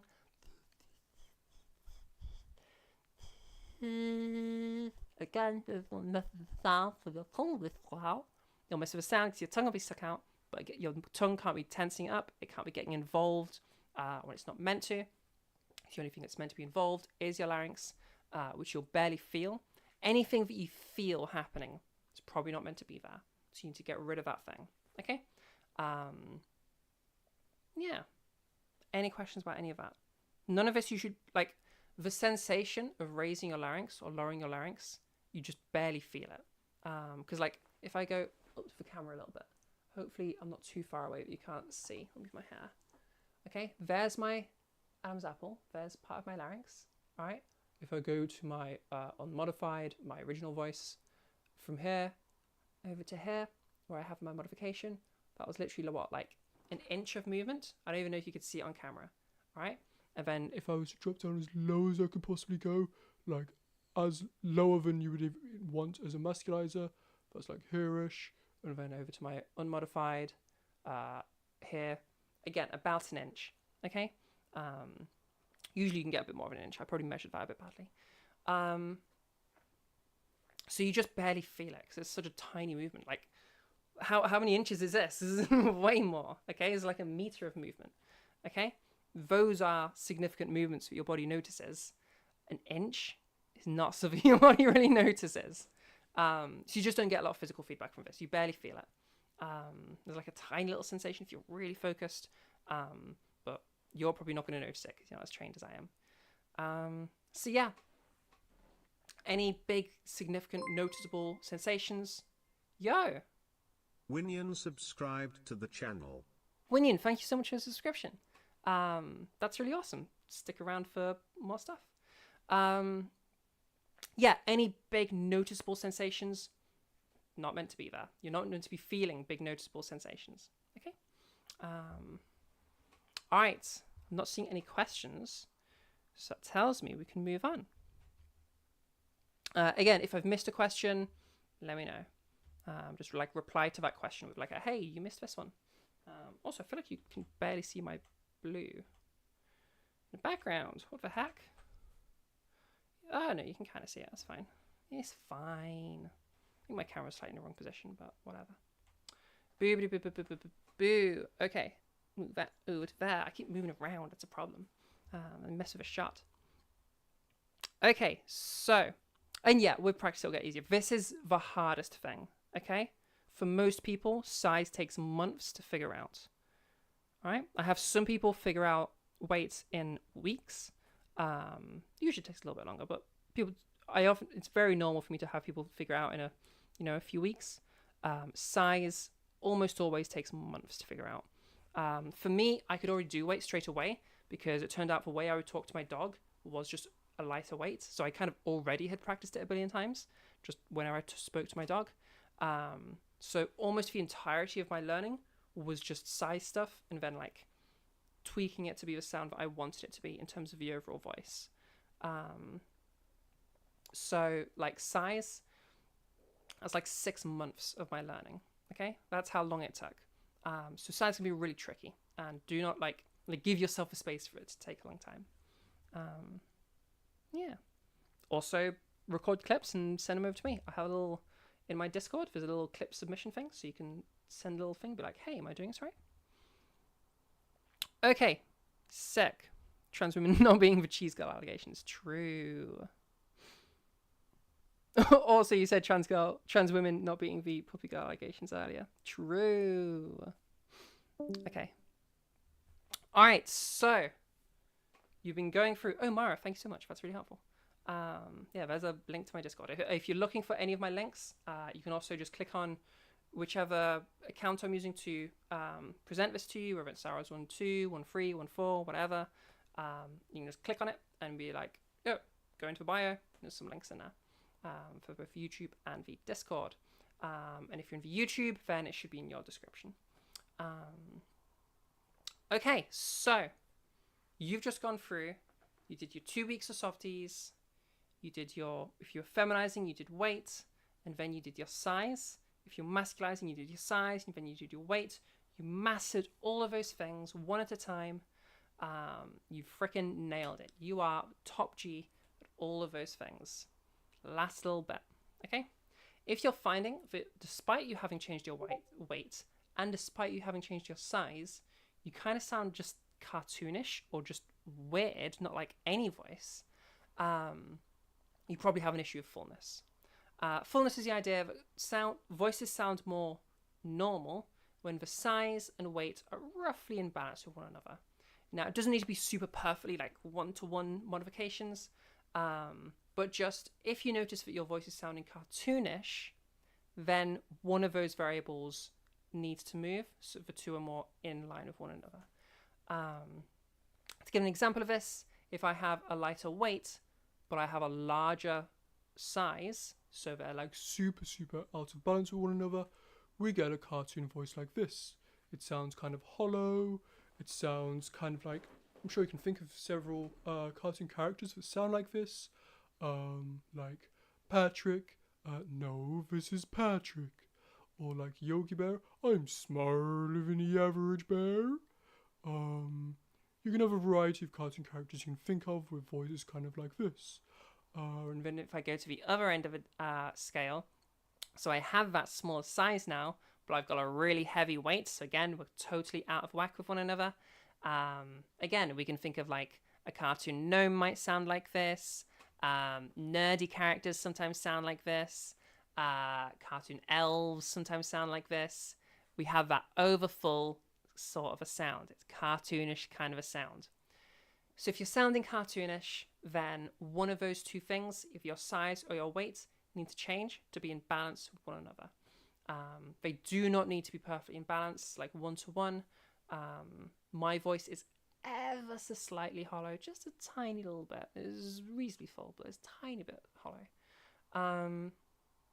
If you listen to like Celine De Silva over in Online Vocal Coach, she has a more hollow voice, but still sounds entirely feminine because she's in that quadrant, and that's all that really matters. As long as you're in that femme area, then it's going to be totally fine.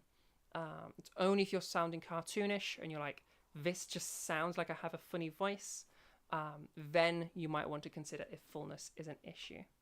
Okay? So it's more of a, if you already notice an issue, check this, rather than having to check it on its own. All right? Any questions about fullness? I don't usually get many questions on this because it's a really simple concept. But if you have any questions, shoot them away.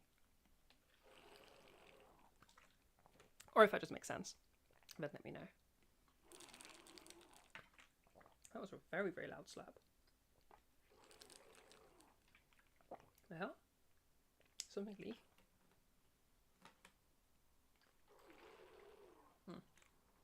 Just wasn't quite closed properly. Oh, typing. Do we have a question or do we have a confirmation we're all good? It's so much better. So size and weight are what voice training primarily consists of? Yeah, exactly. So, yeah, size, again, this kind of a sound versus this kind of a sound. And then weight, this kind of sound versus this kind of a sound. These are the core things that gender your voice. All right? You might notice pitch wasn't one of them. I'll go over that in just a sec. I think it's the next slide. Because pitch actually barely affects the gendering of your voice. Ooh. Ignore that alarm.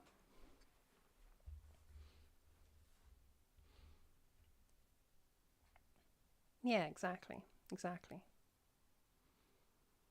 Cool. Okie dokie. All right. If there's no further questions on that, then let's keep going. So, you did boy voice or girl voice. You've made a man voice. You've made a man voice. Or you've made your nice feminine voice. Okay, your womanly ways. All right. Now, what kind of a femme voice do you want? What kind of a masc voice do you want? There's a whole bunch. Okay, what kind of androgynous voice do you want? There's a whole bunch. So let's have a little tweak and choose which ones you want. Do we have any masculizers today? I don't think we do. We might have androgenizers, but I don't know if we have masculizers. Unless we have some like people who just want to do everythings, like gender fluid people that want to just do everything, or even not gender fluid people that just want to be fucking sick at all voice. Okay, yeah, there's a whole bunch of masculine, feminine, androgynous voices. All right, there's a global population of like 8 million people. They all have different, distinct voices because there's more to it than just gender. There's everything else that makes your voice unique. So we can play with those things. Your transmasc, yo, Winion, we have a masculizer. I fucking love it. It's so rare that I get masculizers, so it's good to see what we have on today. And Mara, you count. You're the everything voice person, so this is good shit. The algorithm just gave you this. Yo, George Baker, happy to have you here. You've missed most of the bulk of the how to change your voice stuff, but by all means, rewind and catch up with stuff, or just catch up in your free time. Okay, so other shit you might want to think about. This is not an exhaustive list. There is an infinite amount of different things that make different sounds in your voice. But these are the popular ones I get asked about often for changing just how your voice sounds, for getting different kinds of feminine or masculine or androgynous voices. So the first one we talked about a little bit earlier is vocal fry. Some people like vocal fry. It kind of sounds like this. It's not super common to be using it all the time like I am right now. It doesn't mean it's not done though. If you think of like Raven from Teen Titan, she has a voice kind of like this, where she has vocal fry on all of the time. Most people will just use it some of the time. So you're hearing my voice. I always stop doing it as soon as I do the fry demonstration. But you've noticed it throughout the workshop. Occasionally, I use little bits of fry, either on my downwards intonations or just like randomly dotted around through like different words that I'm saying. There you go. You had it on the yeah, fry if you like it, bring it into your voice. If you don't like it, get rid of it in your voice. You have a deep voice, but surprisingly you can change it, but not Zara status yet. No, you'll get to it. You'll get to it. That was a bunch of fry there, as was that. So yeah, if you want fry, then play with some fry. If you don't want fry, then learn to control it so you can then get rid of it. Pitch, to finally go over it. Pitch has barely any impact on the gendering of your voice whatsoever. It is true that masculine speakers, on average, speak at about an octave higher than feminine speakers. Sorry, strike that, reverse it. An octave lower than feminine speakers. However, if you don't do that, it doesn't actually affect anything. So, for example, if I just speak to you right now and I switch back and forth between my masculine voice and my feminine voice, you'll notice that my pitch pattern isn't being affected whatsoever. I'm literally just going back and forth between masculine and feminine, and like pitch isn't becoming a significant factor in any of this. Because pitch just isn't a significant factor in the gendering of your voice. It just doesn't make much of a difference. The only extent that pitch would really be a thing is if you had such a low pitch that it forced you to have a heavier weight, then you'd need to increase it just enough to have a lighter weight. But like barely at all. It's like the absolute lowest pitches where that would be relevant. Like if I bring up my little doobie-da, if you're at like, I don't know, somewhere in the second octave, like if you're at like G2, like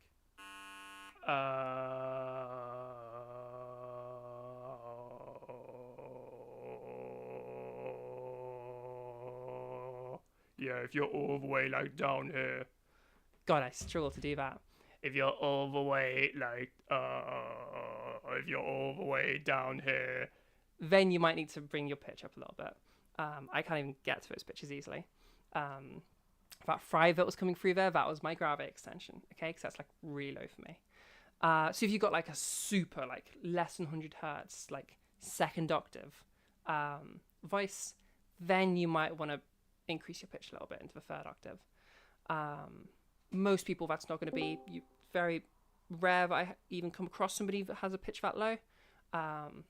Again, if you do, you might have a slight increase to get to that lighter weight. Other than that, do whatever you want to do. It's only weight that's dictating things. It's not your pitch. Okay. All right. Breathiness. Oh yes. So if you want a lower pitch fem voice, I have a lower pitch fem voice. Like I'm right now at like I don't need to check. I already know what pitches my voice are at. Usually I'm about F3, F sharp 3, those kinds of ranges, and lower sometimes. At most I tend to peak at around G3, but usually I'm down in the lower pitches, and it's totally fine. If you are perceiving my voice as feminine right now, then you can have a lower pitched fem voice, and there's no problem there. And then if I was to switch back into my masculine voice, yeah, and I can speak over here at a higher pitched masculine voice, and I can speak over here. It's really, I'm not going to sound like feminine because I'm at this higher pitch. I still sound like a dude, even though I have that higher pitch. So it just doesn't affect things. I am not, hopefully that mask still sounded reasonably mask. I am not well practiced in my mask anymore, it seems. Okay, this is my unmodified masculine voice. Okay, this sounds better now. Yeah, if I have this higher pitch right now, I have this higher pitch right now, but I still don't sound any more feminine. I still sound like I have a masculine voice right now. That's demonstrating that pitch thing. Okay?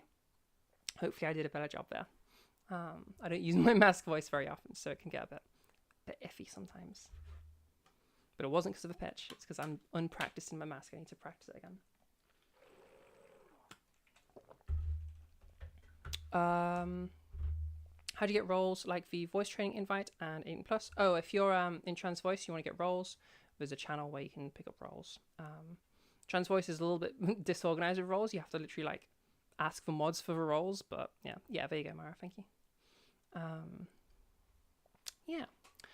Boo. Okay, that's pitch. Breathiness. If you're looking to get breathier with your voice, or less breathy, again, it's not a gendered thing. You just do whatever you want with it. So again, a breathy voice kind of sounds like this. This is me doing a huge amount of breathiness. Most people don't use this much, but you might want this much in your voice. It's up to you. If you like a little bit of breathiness, then have a little bit of breathiness. It's entirely a voluntary thing. Just have that breathiness if you want it, or don't have it if you don't want it. So breathiness, up to you. Do what you want. Either add some breathy, take it away, do whatever you want. Doesn't matter. It's up to a personal choice. Twang. Twang is a bit of an odd kind of a sound.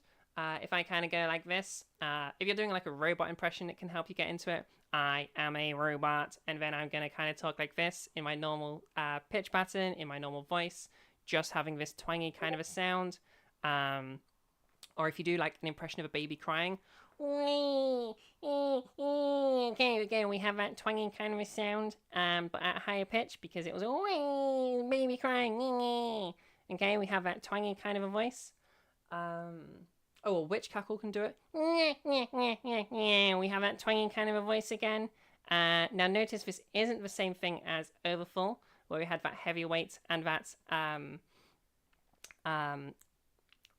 brighter kind of a voice, that smaller size, because that would have sounded okay. And then like this. Okay, so a heavier weight with a smaller size sounds like this. We have a buzziness in there, okay, but it doesn't sound like this, which is a much brassier, tinnier, twangier kind of a sound.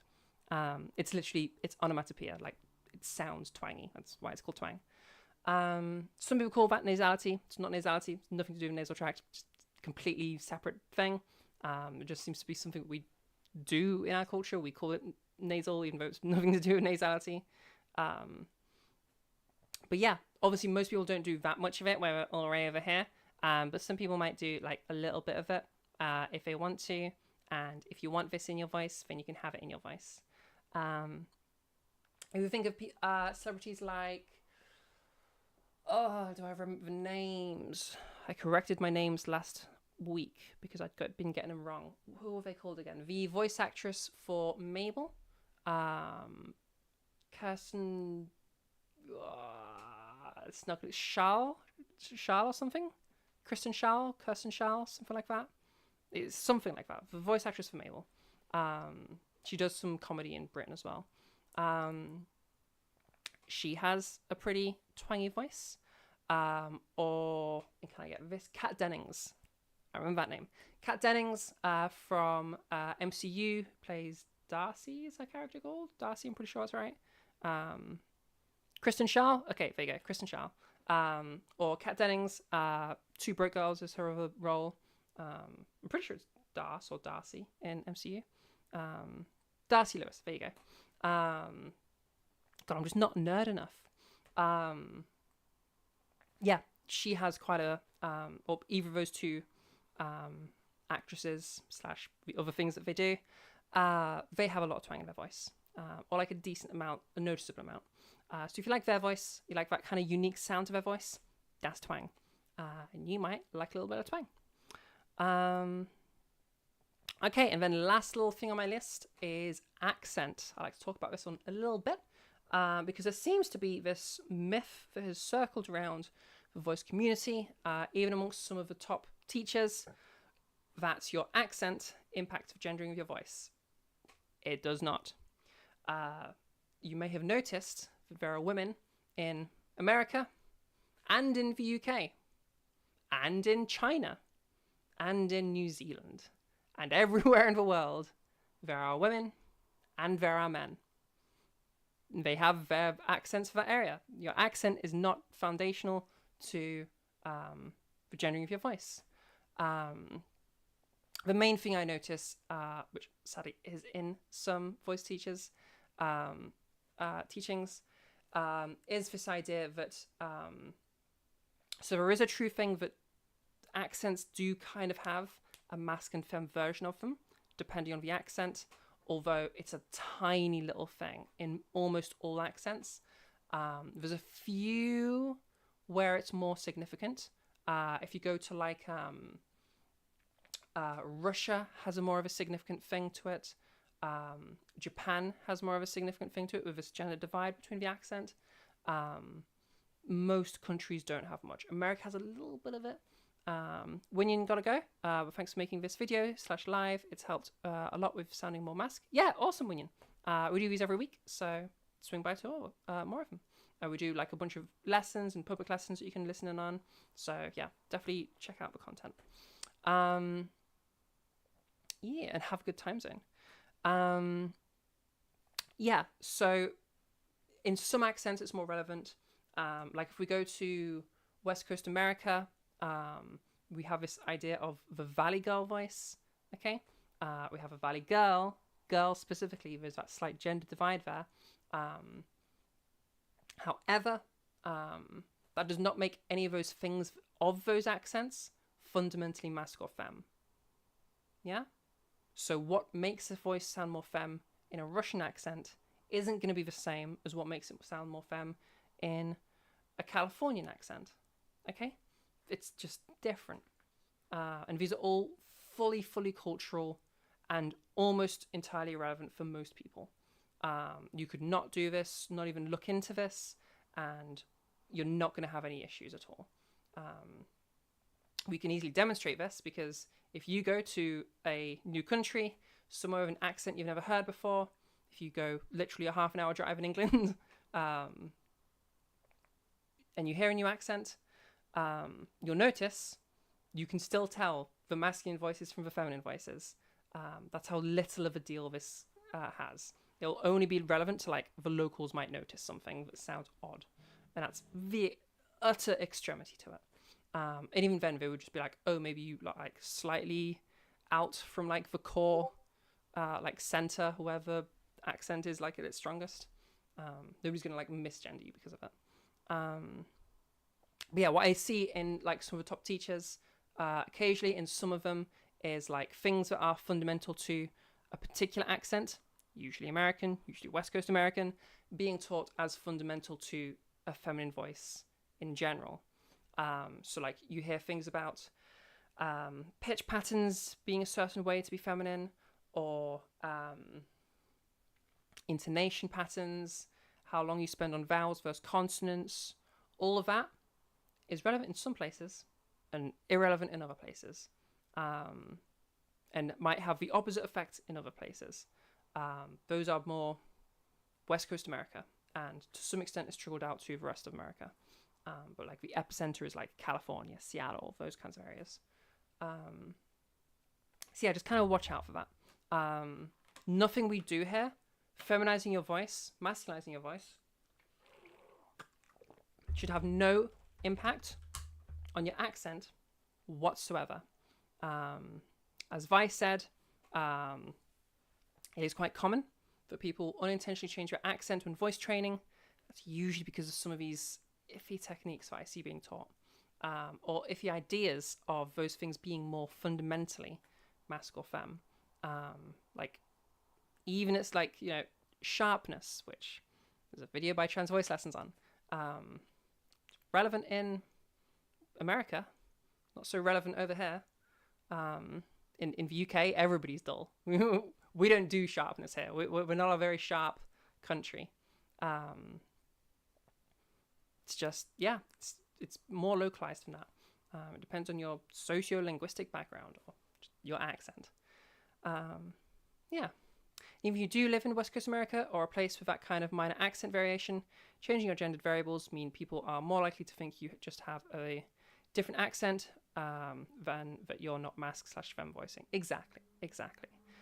The only place where, and again, they won't think you sound not masc or not femme, they're just going to think you might be talking kind of weird, is like the extremes. Okay, so Russia is on the extreme end of its distribution. Japan is on the extreme end of the distribution. So if you have a Japanese accent, but you're kind of using the more masculine version of it with a femme voice, people might just be like, that's odd. Why are you doing that? And that'll be the extent of it. They're not going to be like, oh, you sound like a dude. Or when you're bringing a femme voice, you'll just be like, why are you talking in this weird way? That'll be the extent of it. So it's so not a thing you need to worry about. If you're really concerned, just kind of listen to masculine voices and feminine voices in your locality, like physically near you, and listen to any patterns you notice. Is there something you notice in the accent that changes between feminine speakers and masculine? If you don't notice anything, it's not something you need to worry about. Yeah. Any questions about any of that? I like to spend a bit extra time on that because it's something I noticed being a bit pervasive in the voice world. We're going to see sharpness versus dullness in this lesson.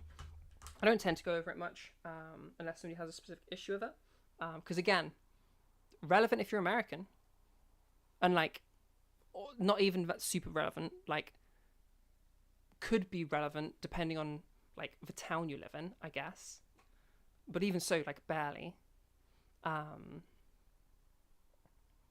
Yeah, it's more of a personality thing. If you want some sharpness, add some sharpness.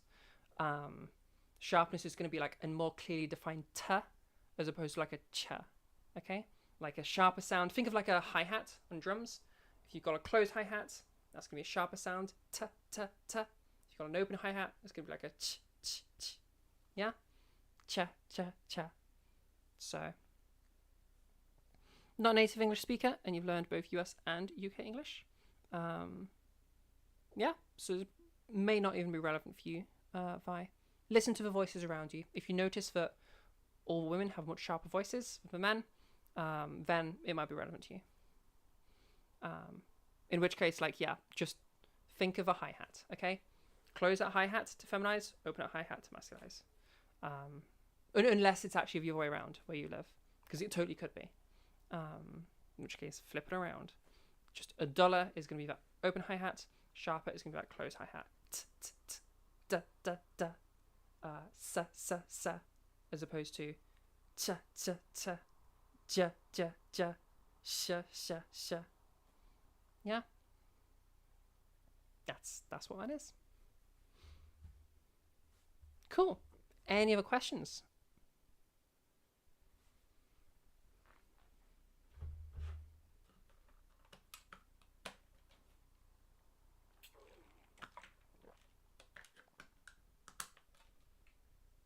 Why do I close it? I'm just going to take a drink from it in like 5 minutes time.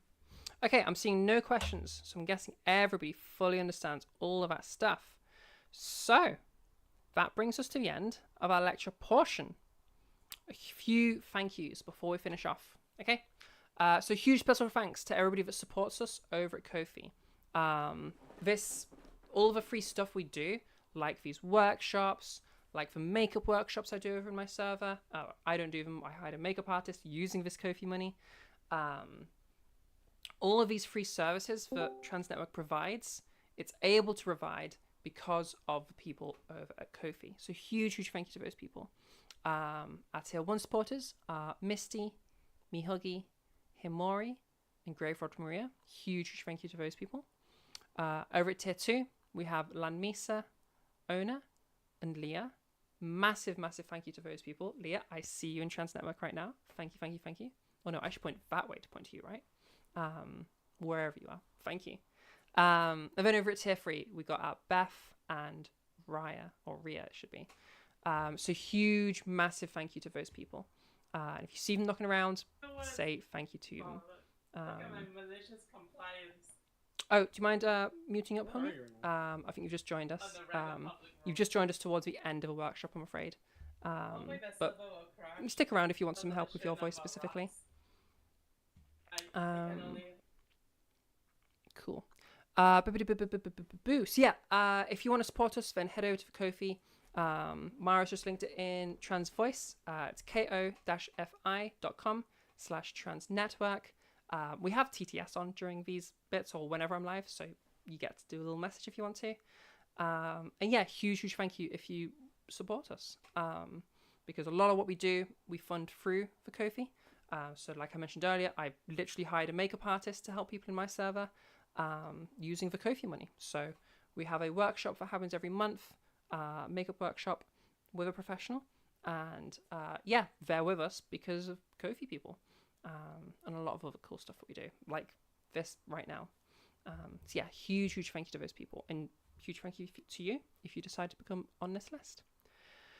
Okie dokie, and then a last. Oh, I did see a question earlier. If I was gonna, out of curiosity, what other Discords are you streaming this in again? I should probably join those as well at some point. Lol. Yeah, so I am streaming this in Trans Network, Trans Voice, Diamond Trans Server, which is a private one, and Rainbow Library. So you can check those out. Mara, if you're wanting like a big old list of Discords, just let me know and I'll just send you. Like I'm in like 14 different voice Discords. If weight is the first step for feminization and you should master it first, how do you know when your weight is good and you can move to next steps? When you can control it effortlessly. Like when weight is super easy, you can go to heavy, no problem. You can go to light, no problem. Using the drill, then you're ready. And you can maintain that sound nice and consistently. Then yeah. Then you can move on.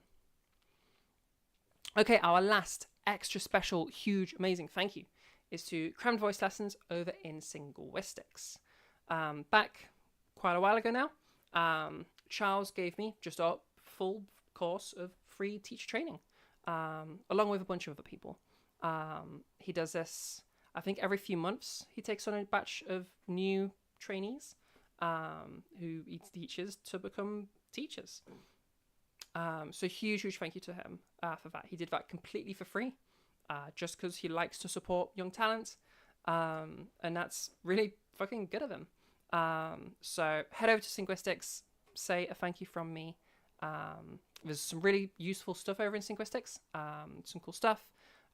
Twice a week they do a little practice session, and each week they rotate what it is that we're practicing. So they're going to be using terms like quotient and larynx height, which is why we've gone over them today in case you run into those terms. So they rotate between quotient and larynx height each week, and 2 practices on them each week. And they call that the Trans Voice Lounge. Yes? Wait, Mara, did I get that right? Trans Voice Lounge? That is what it is, right? Trans Voice Practice Lounge. I'm almost certain that's correct. Yes, Trans Voice Practice Lounge. There you go. Yeah, so Trans Voice Practice Lounge you can check out. I recommend it. If you're into singing, they've got a whole bunch of singing resources there. They also do special events every so often where we'll be talking about something specific. New Ko-fi subscription Yo! from VY. Yo, Vi, thank you so much for that Ko-fi subscription. It doesn't tell me the quantity. How dare it? If I go over to my OBS, it'll tell me. It'll tell me what tier that was. Yo, tier 1 from Vi. Huge thank you. That's fucking amazing. Thank you so much. Let's do that right now. Let's do it right now, shall we? Boo boo boo boo boo boo boo. We'll add you straight to that list. Okay? Hell's fucking yeah. Oh, it's done the thing. Of course it's done the thing. I do that, then I do that. There we go. Yo, huge thank you to Vi. Seriously, that's amazing of you. Thank you so much. Thank you. Yeah, a whole bunch of different resources over in Linguistics. We don't just do gender affirming voice stuff. They also do voice acting things, singing things. So if that's interesting to you, then head over to Linguistics. There's a link somewhere. No, that way? No, that way. There you go, because my camera's flipped. Somewhere over there, you'll find a link. So yeah, check that out. Yeah. Squishness, you just got here. We just finished the lecture portion, so now it's just one-on-ones for people. So you're in the Discord. Head over to the voice chat if you want to join in for some feedback on your voice, which we'll be doing in just a sec. So yeah, okay. That's all our special thank yous. Extra thank you for Vi for having literally just subscribed at the Ko-fi.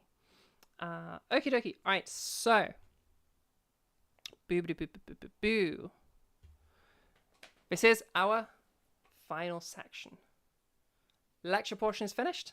Although if you need me to go back over any particular topics, you have any questions whatsoever about anything voice, anything we've gone over, you want me to recap, any questions you have, just any questions whatsoever, ask them in the chats. If you're wanting help with your voice specifically, then we just worked on a rule of speak next to go next. Oh, big stretch. Speak next to go next. So if anybody wants help with their voice, then speak up, unmute, let me know. And we just, yeah, whoever speaks next gets to go next. Anybody like some help with their voice? It sounds like Squish Nurse is on her way. Oh yeah, thanks Mara. Yeah, those sound settings, yeah, right now. Those sound settings that Mara mentioned earlier are going to be relevant for this.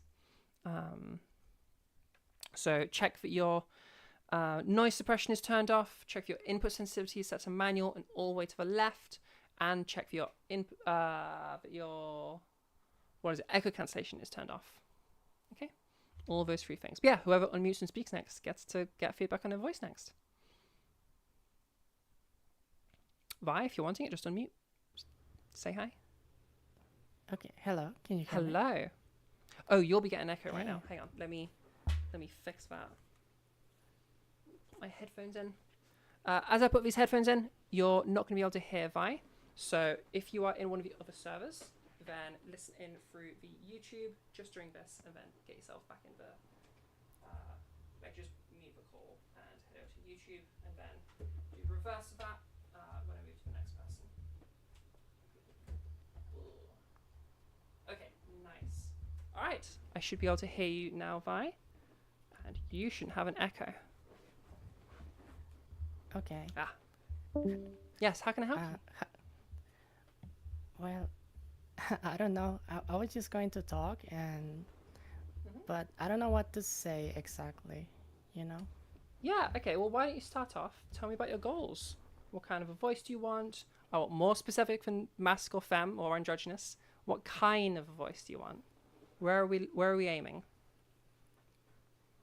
Well, I'm aiming for a feminine voice. And I have a particularly weak voice, so I want to sound more confident and louder. Okay. And be able to project my voice. Like Okay. Especially when I'm in like a crowd or in a loud environment. I want people to be able to hear me. Okay, we can practice that. Okay, so what I'm going to get you to do is, if you are in, just in case Claire is wanting the link. You do that. youtube.com slash at trans underscore network. Make it into a hyperlink. Yeah, if people in trans server want to be able to hear the other servers when I'm talking to them, then they can listen through YouTube. People in trans network, you know where to go. youtube.com/@trans_network. Ooh, and my monitor's about to switch off. Okay, and then I'll actually help you do it. Okay, so we're gonna do a little role play. All right. I've just been to the supermarket and I was getting some shopping. Now that I have finished doing some shopping, you are picking me up. Okay. You're picking me up from doing some shopping. You're in the car park somewhere. But I was dumb. I didn't bring my phone, so you can't text me, you can't call me, you can't really tell me where you are. You're just gonna have to shout, okay? And it's a busy car park, so you're gonna have to shout over the sound of the cars, over people walking around and chatting and whatever. You need to get my attention, okay? So, give me a good old, hey Zara, hey, over here, hey Zara. Give it a go. Okay. I'm gonna try. I never yell, but I'll try. Time to yell. I'm not gonna hear you if you don't yell. Okay. Let me see. Hey, Zara. No. Hey, Zara. Oh, I don't know. Cars. Hey. I'm trying. Hey, Zara. Hey, Zara. Hey, I Zara. feel so silly. I'm sorry. Give me some oomph. Hey. Getting there. Jesus. Getting there. Also, yes, Leah. Thank you for a reminder. I will absolutely forget that. I will absolutely do that because I totally forgot. Yeah, give me some oomph. Hey, Zara. Hey, Zara. Hey, Zara. Hey, I'm sorry. yo, I'm sorry. over here. My voice kind of breaks. Hello, hey. Louder. Where are you? I'm looking for you. Getting a bit better. Okay, Bring me some more volume. How? Where are you? I'm looking for you, Sarah, please. Louder. There's all these cars. I can't hear you. Okay, there's a lot of noise. Can you hear me? Hey. Even louder. You're doing a sort of like pretending to shout like, hey, Zara. Hey, Zara. Bring the volume. Hey. Okay. Hey, Sarah. Hey, can you hear me? Where are you? So still looking to bring some of that volume. Keep practicing it, okay?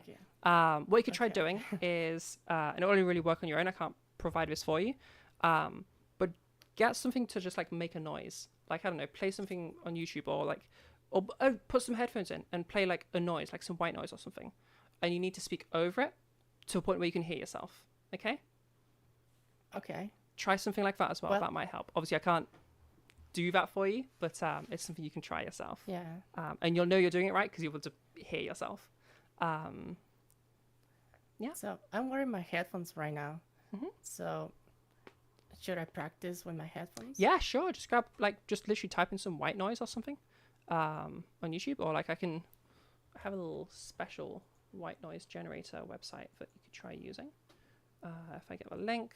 All right. Yeah, anyone looking for white noise? Here's links. Ugh. Here's links. Wow, my Discords are running really slow. Holy shit.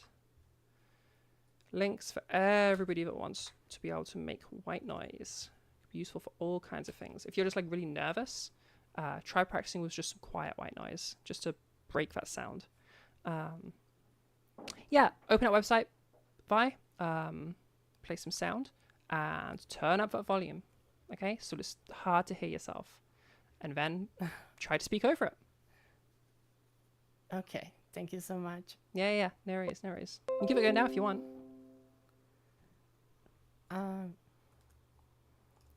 What do you mean? Should I try yelling again? Load it up. Let me know when your noise generator is ready. Turn up your volume and then try to speak. Make sure you can hear yourself. 1 second. Oh my god. Should be loud enough that you're struggling to hear me. Yeah, that sounds like I'm in a restaurant right now. Yeah. Or something. Yeah. Okay. All Let right, me try. beat that Okay. noise. Okay. Hey, Sarah. Oh, I don't know. Hey, can you hear me? Louder. Hello. Can you hear me? Okay. Okay, something to keep practicing then. Yeah. Yeah, keep practicing that. You're getting the strength to your voice there. Like, I'm not hearing any of this really delicate kind of thing going on. You're getting that strength to your voice. You just need to get that volume boosted up. Okay? Yeah, I have to speak more because I'm always home and I don't talk to people enough. But I'll try to speak more. Okay. Yes, you were saying earlier that you might be a vocal underdoer. How much talking do you reckon you do a day? Well, honestly, I work from home and I also study from home. And so I'm almost all day in my room alone. And I don't get many opportunities to socialize and talk to people. Okay. Maybe when there's like a work meeting or something. Okay, But so we're talking that, it being quite normal yeah. on some days that you would even not speak at all, and that being a pretty normal day. Yeah, sometimes I don't speak at all. Okay. That's gonna make things a lot harder for this, and that explains a lot. Softies. Play with those softies. Do them like you work from home. You can do them 4 or 5 times a day. You can do it 6 times a day. Get those softies going. That'll really help you. You might find early on that after 3 or 4, like, and when I say 3 or 4, like spaced through the day, not like in a row, but like you might find that you're getting quite fatigued by like the end of the day there. In which case, knock it back. I want you getting close to fatigue, but not fully fatigued, and we build from there. Okay. So you're the one case where I would say fatigue is okay, because just your stamina bar is going to be so small.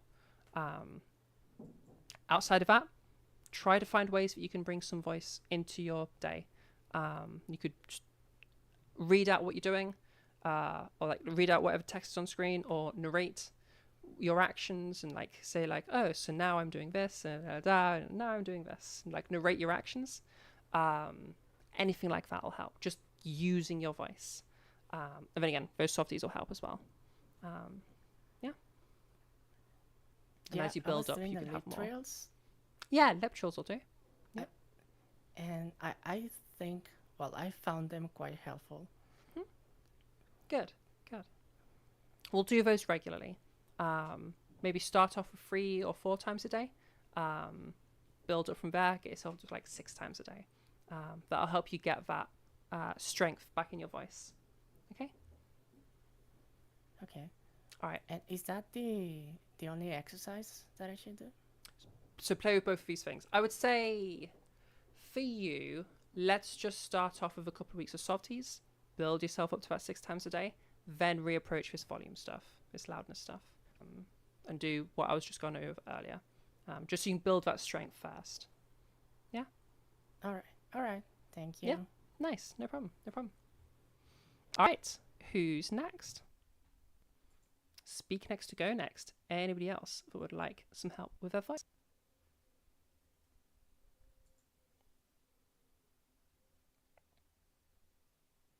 Also, if you just have a question that you want to put in chat, by all means type it. Oh, yes, Leah. Yes. Yeah. The art competition. Yes, we also have an art competition happening right now over in my server. My community is, we're doing a little art competition. So the prize is a little giveaway. If you want free lessons, absolutely free, you don't have to pay a penny. Then we're going to be doing some group lessons. So we're picking 5 winners. And 5 winners. There's things about, I could just head over to the channel and read out some rules for you. So if you head over to my Discord, and then head to the giveaway 2, Electric Boogaloo. This is the second giveaway we've done.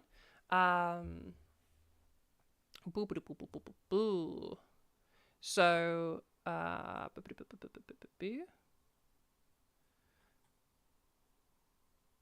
yes, that's it. Okay, so we're doing 6 free and you can be one of the winners of those. You can either be making a banner or multiple categories, whatever you want.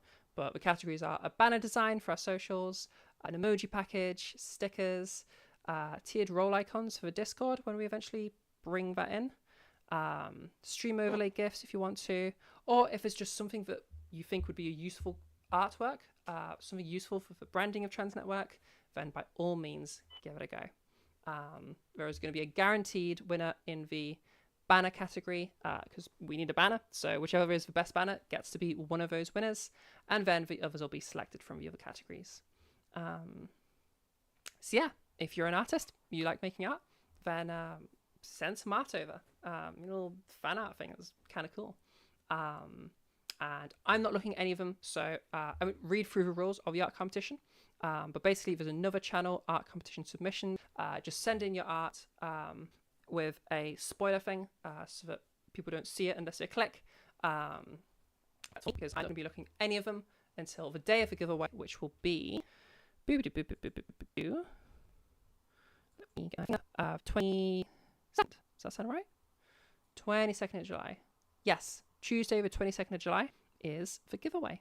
So get your art done, get it submitted by the 22nd. So if it's submitted before I start streaming that day, then you're in time. I'm delaying a few minutes if you're just like, let me send it in. That's fine. Yeah. Hopefully that gives you some help. Cool. Any questions about the art giveaway? It should be reasonably obvious once you've joined the Discord and head over to the channel. You can have this stream. Okay, who would like some help next with their voice? You go, Leah.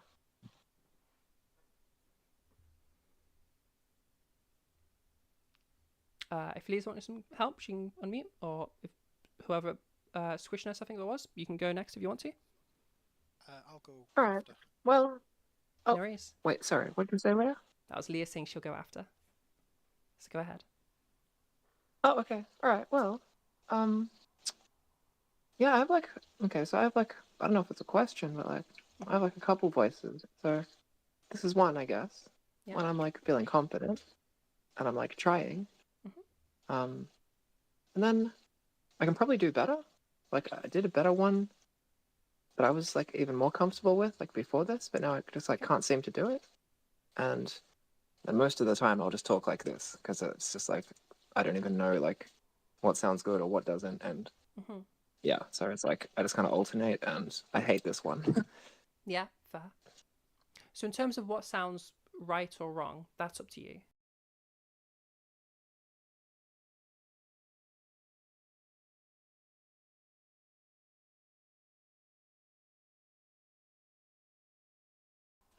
Factors that you noticed in that one that you really liked, or if you describe to it what it was that you now aren't managing to get. If that's the one you preferred, then any way you can describe it to me, I can help you get towards it. Okay, well, I guess I try to do ASMR, and I try to mm-hmm. be I'm a nice person, so I just like to do a nice, comforting voice. I don't want to scare anybody. Mm-hmm. I just want people to feel I'm not putting on a fake voice, I'm trying to be weird, or I'm trying to be a certain type of voice. I just want people to just think I'm a normal girl, basically. Yeah. Yeah, so I would say first of all, you don't need to worry about any of those things normally. The only time when things are going to be sounding like a weird voice is if A, you have a fullness issue, or B, you have a consistency issue. So if you're sliding accidentally into an unmodified voice, then that's people notice that. And that just comes with practice. If you have a fullness issue, which I don't think you do, then it would be sounding cartoonish in some way, which you'd be able to notice. Okay. Yeah. All right. What do you think? Oh, cool. I think I'm doing okay. I think I've just been a little bit lazy. This is my first time coming here in a couple of weeks, and I just felt like I gave up on learning new stuff. Yeah. I mean, you might get to a point where it's just I'm happy with it, and so there's nothing new to learn. You just need to use it all the time, and then that just becomes your voice. Which honestly, is yeah, fine. that's where it feels like I'm at. Yeah. Yeah. Okay. Yeah. So just start using it all the time. Do you use it as your full-time voice? Try to. I try to, but I get like distracted sometimes. It's hard to explain. Like I get like too like energetic, and I try to just get my words out really fast, and then I don't take the time to put in the training work that I've done. Yeah. I can explain more of that as well, because it's harder than that even. When you first start using your voice full time, you'll find that all of a sudden it's like you can't use your voice anymore. And it's literally just before you were practicing. And so your mind's like, remember our brains, they learn by making like connections. Okay. So one of those connections is like, oh, I'm in training mode right now. I'm training. One of those connections is like, maybe it's I'm in front of my computer, because if you practice often in front of your computer, or maybe it's this thing or this thing. That's things that are specific to when we're practicing. But then when we go to use it in a real world, that's very different. First of all, there's another person there often. So the social dynamic has completely changed. We're not in practice mode. We're not in the places where we normally practice. All of these connections that your brain was drawing upon before and had linked in with your modified voice aren't there anymore. So because it's not drawing on those connections, it doesn't draw on the voice connections either. And you need to teach your brain that no, those connections are actually relevant. Drop those and just reinforce these connections on their own, and pair that with just like voice. And that becomes the connection. It just takes time for your brain to figure that out. That is so smart. Okay, thank you. Yeah, it's just your brain trying to be inefficient. Thanks. Yeah, no worries. Okay. I feel better. Thank you. Yeah, good. No worries. I'll do that today. Everybody goes through that. I just call it the awkward phase. I went through it. Yeah. Everybody you ever have seen feminize their voice goes through it. Just takes a while. Push through. It'll settle itself out. Freaking amazing. Thank you so much. Yeah, no worries. Fab. Cool.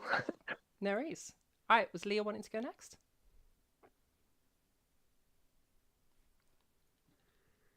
Hi, yeah, sure. Hi, how can I help you? I'm very new to trying to train my voice, and I find it really difficult when I'm at work and I'm trying to speak on the phone. I've managed to get away for the majority of the time when I'm talking to people in the office. They say I sound fine, but I'm immediately struggling when I get to the phone or microphone as I'm talking now. So you're saying that your voice is fine most of the time, but as soon as you try to use it over the phone or mic or something like that, everything falls apart? I mean, I don't really like my voice anyway, but yeah, I would like to try and work on whatever is causing people to just pick up on it when I'm on the phone, because it's just... Oh, I see. Okay, to restate that, just to make sure I understood. Are you saying that when you are in person, people don't notice it as much, but when you're over some kind of microphone, whether that's over the phone or on Discord or something like that, people start misgendering you? I mean, and you have like to be honest, results. Yeah, pretty much. I mean, it could just be that people are being nice when I'm talking to them face to face, and being a little bit nicer to me about my voice than people on the phone who don't know what I look like. But yeah, I struggle with it. Okay. Okay, so there's a couple of things it could be. You also said that you aren't happy with your voice generally. Sylvia donated £100. Oh my god. Sylvia, holy shit. £100 donation. What the fuck? Holy shit. Sylvia. With a message, we can get a little closer to getting your tutorial videos made. Holy fuck, Sylvia, £100 donation. Thank you so fucking much. Shit. That's a huge fucking donation. What the fuck? Sylvia, thank you so much. That's freaking amazing of you. Wow. Thank you. Are you even here? That's nuts. Okay, Sylvia, huge thank you. Like, fuck. That's amazing. God damn.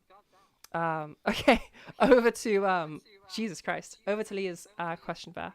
Yeah, there's a few things that could be, Leah. Either it is what you're describing there, of like we have the in-person situation, but there's more factors going on in person. You know, if you're looking more feminine, then that's going to immediately have you being gendered in a certain way before you even started talking. So that could be a factor. There's also like over the phone versus in person are very different social situations, and so it could be that not that you are that your voice is like more noticeably feminine or masculine. It could be that you're changing your voice accidentally when you're on a call, because socially it's a very different situation. So like what I was telling Squish Nurse about, same situation, where that social situation has changed, those connections are being drawn upon in different ways, and so it feels harder to control your voice. That could be an option. I would say, being as you said you're not happy with your voice, let's start there. Because if you're not happy with it in the first place, regardless of any of this, then that seems like the first problem that you'd want to solve. Get to a point where you're happy with your voice, and then consistently having it so that you're happy with it, and then deal with like these separations. How does that sound? Yeah. Mm-hmm. Okay, so what are you unhappy with currently? Where are we looking in terms of your modified voice? I just, I think I'd like to brighten it, make it a little bit more. I always feel like I'm straining when I'm trying to talk. Mm-hmm. Okay, and is this the voice that I'm hearing right now, or is there a modified version of that? Yeah, it's hard to get into without just 1 second, sorry. Yeah, sure. Obviously, you are live on YouTube, so if that's an issue, then that's totally fine. No, I'm not used to speaking in front of other people very often either. Yeah. That way. Take your time. But yeah, with it. this is about as good as I can get at the moment. What I'm hearing right now? Yes. Okay. So I'm not hearing a significant change in either size or weight there. I would guess you're changing something else. You said you're feeling some strain with it and some physical sensations there. Is that right? Yes. So I think you've modeled up those physical sensations with the sound changes we're looking for. So first things first, make sure you're focusing on the sound and not sensations. Because generally sensations are things we shouldn't be feeling. Let's start with just the basics. Let's go for weight. So you were here for the weight drill earlier? Give me a demo of it. I can do it first if you need me to. Yeah, if you could. Yeah, sure. Okay, so we're going to start with a. I'll just drop all my modifications right now.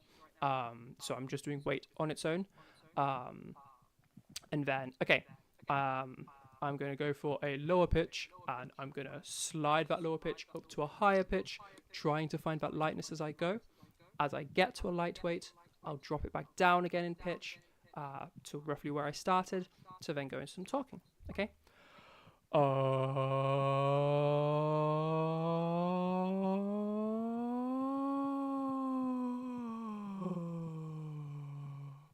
And then I'm just going to go into some talking, maintaining that same gentle sound. Okay? Give that a go.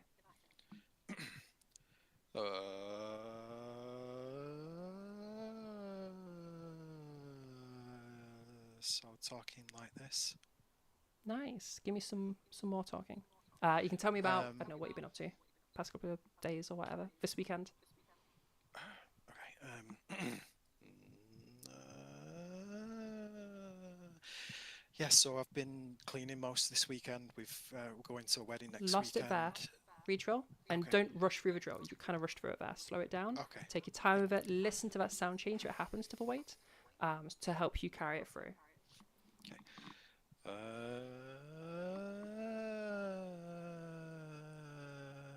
So yeah, we're going to a wedding next weekend. So we've been tidying up the house because we've got somebody coming over to look after our dogs.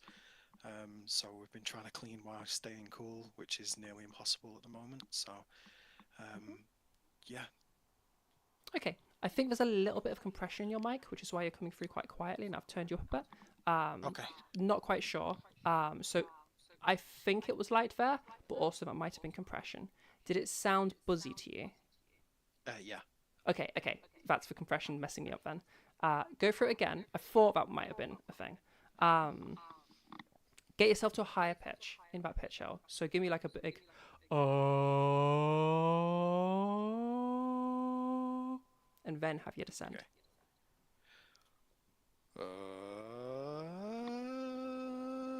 Nice. So yeah, so we've been going to a wedding next weekend, and we're trying our best to tidy up so that when people come over to look after our dogs, everything's just nice and neat and put away, and they can just feel at home for the few days that they're here. We've been trying to clean the garden out so that they can use the garden, because they themselves live in a flat, so they've not really have that space. Yeah. Okay, think it's lighter there. Again, the compression could be throwing me off. Make sure we're going through the jaw. We're getting to that lighter area always, and then bring it all the way back down, because I think we kind of went partly back down and then kind of just skipped to the speaking bit. I want the drill to be like, go through your drill, and then as you get to the end of it, almost flow it into like the first words of your speaking. So like and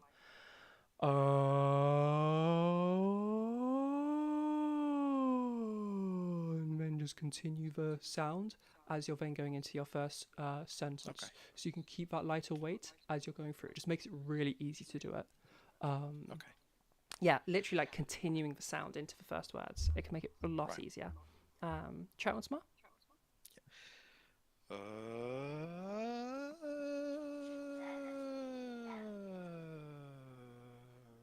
So yeah, we've been trying to just clean the house and get it ready for my partner's sister. So when she comes over, she can just look after the dogs and feel at home.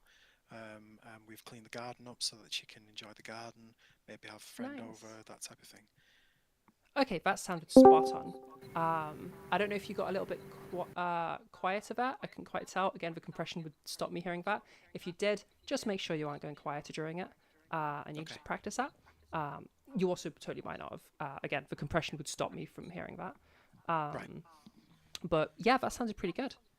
So keep practicing that until you get it nice and consistent. Okay. And then once you got that, head to the side stuff. That's great. Thank you. Yeah, sounds good. All right. I want to see you in a future one so I can check on that. Okay. Cheers. Thanks. All right. Sick.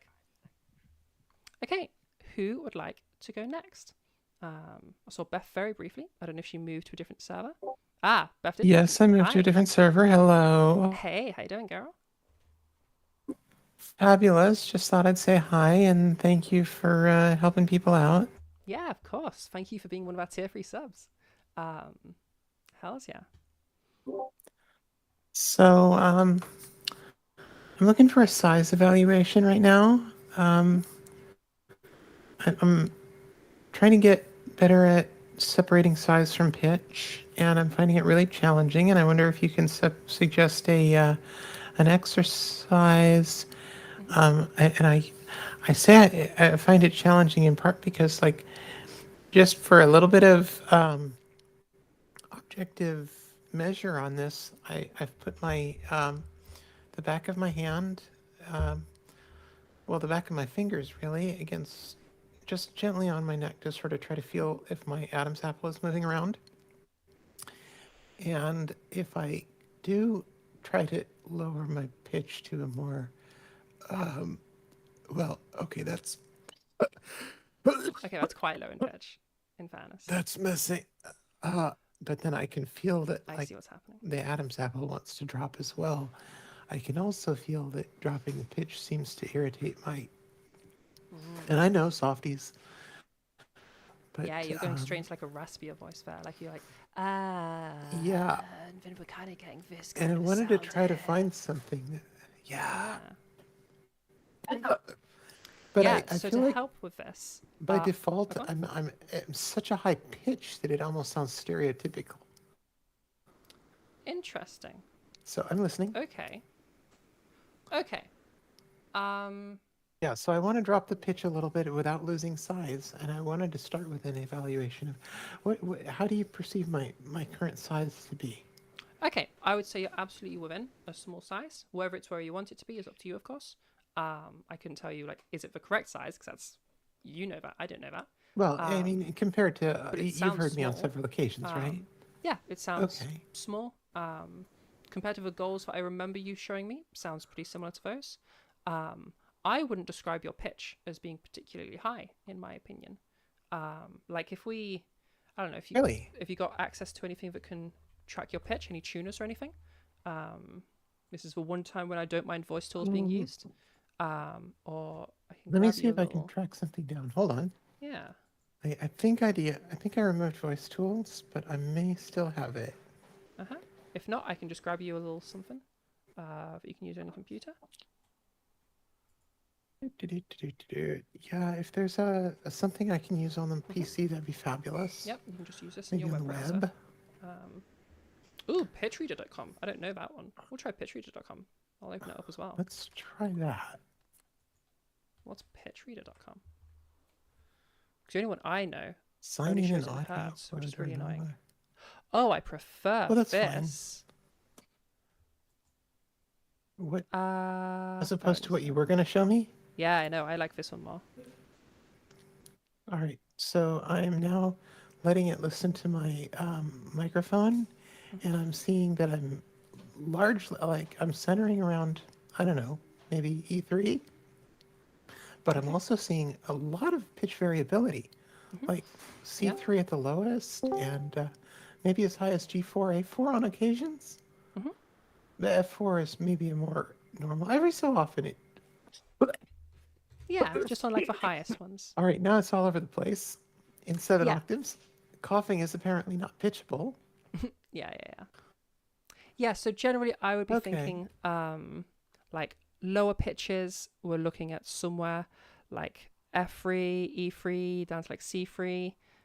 Those would be quite typical.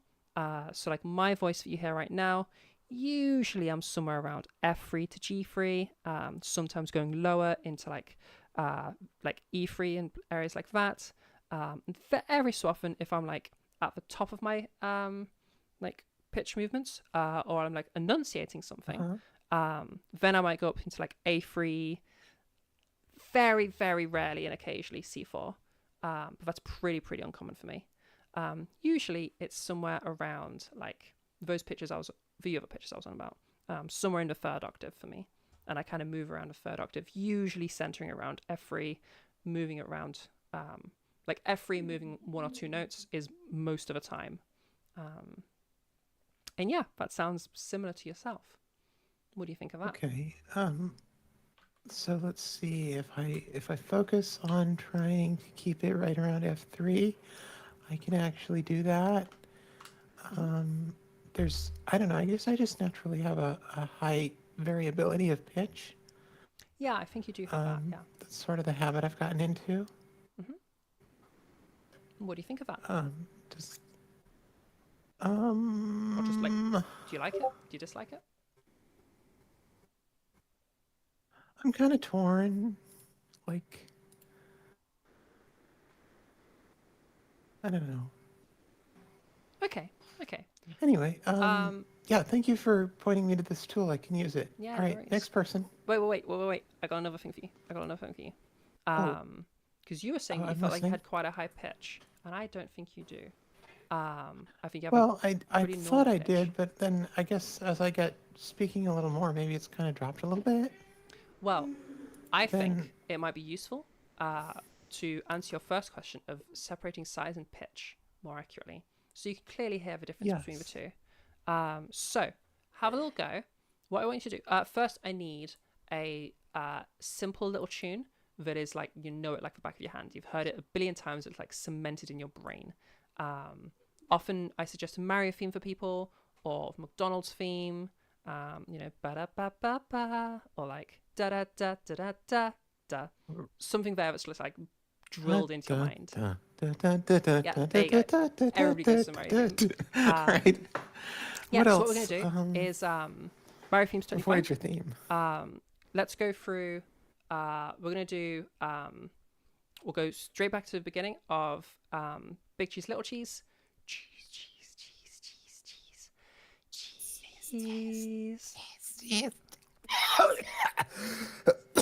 I'm sorry. Careful about if you haven't drank enough. A little bit not perfectly hydrated. Let me get a bunch of water.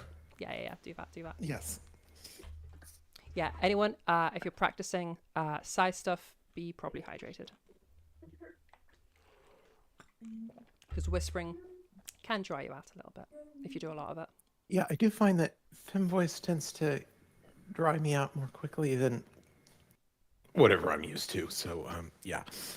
I mean, do have a little not bit less used to closure now, but used in to your- from before. You do have a little bit less closure in your unmodified, and a little bit of extra breathiness, which could be drying you out. Oh, that makes sense then. But yeah, so for this, you go through your cheeses, go through your phonation test, then instead of where we'd start talking, go into a Mario theme. Cheese. Okay, Yeah. so I guess I'm hearing, like, up here, it sounds really strange and like That's your M2. weird falsetto voice. So, and I guess at the higher pitches, it sounds really strange and So the point of the drill? I wonder if maybe that's... Jeez. Oh, you know what? Let me fix my noise correction so that you can hear everything. Yeah. I apologize. I was in a conversation earlier. Off noise suppression now. Cheese. Can you hear the cheeses? Yeah. You don't use back sorry. Cheese. Okay, now I guess by default the phonation test comes out like around this pitch. And if I see what pitch reader says about that, so don't worry about that right now. At G3. Don't worry about it right now. Right. Watch for you're not like holding that smile, by the way. I can hear you kind of talking like this, or you're holding that smile. Watch out for that. If it's from the cheese, just switch it to cat or something. Cat. How do you do? Cat. Oh my goodness. And then you have that going on.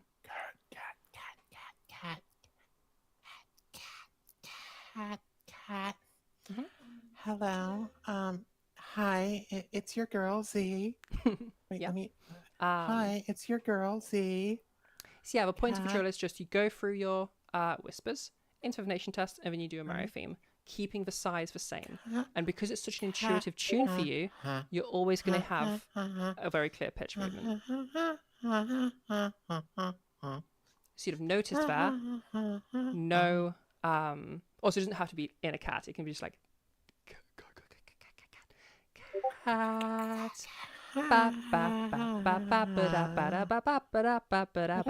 Like however you normally do it.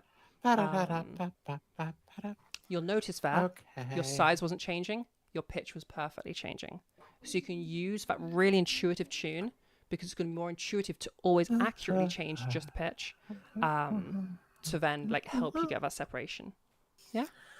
So that explains why, and you're probably also going to tell me to avoid tunes with very large jumps in pitch. Like the ones that suddenly go an octave up or down. If it's super intuitive and you know the pitch like the back of your and you know the tune like the back of your hand, you've heard it like a billion times, it's drilled into your brain, I don't mind it too much. You'll probably do it right. Thank you very much. I will work on that exercise between now and next week. Yeah, no worries. There you go. Thank you much. No problem. Fab. Would anybody like to go next? And yeah, the idea behind that drill is it's just so intuitive that like you'll pretty consistently move your pitch correctly, and size won't change. So it helps you build that separation. Okay, yeah. Speak next to go next.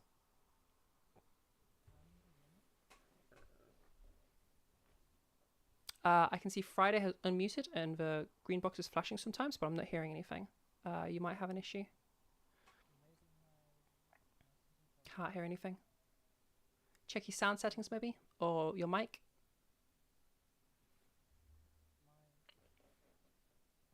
If you have like a dial on your mic that controls volume, maybe it's that.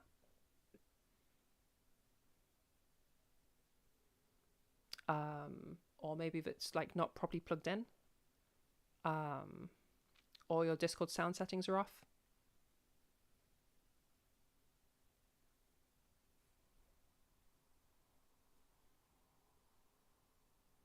I'll let you know if I hear you.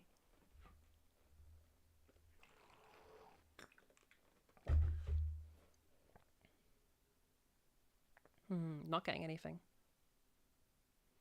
I'll let Friday continue to play with that and try to figure it out. And yeah, if anybody else would like to go next, then speak up and you get to go next while Friday figures that out. And you just continue figuring it out, because if you interrupt us Friday, then we know it's working. And then you can just be next. One moment, you try with your phone instead. Yeah, sure. Phones can be a bit iffy, but we can try it. Oh, if you're on PC, check that you're using right mic. That's always a typical one.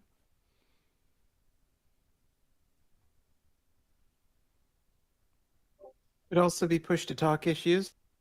Oh yeah, true. Check you're on push to talk, or if you are, make sure you're pushing to talk.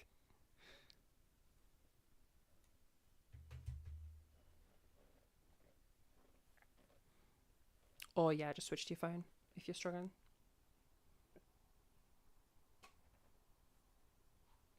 Hello, can you hear me now? Yeah, I can hear you now. Hello. Okay, good. I kind of forgot. I don't know why, but there seems to be a problem with the input via the headphones on the like computer. the headphones are broken, or I don't know actually. I thought they worked, but I don't know. Did you change your mic? Like, did you set the mic to be the headphone mic?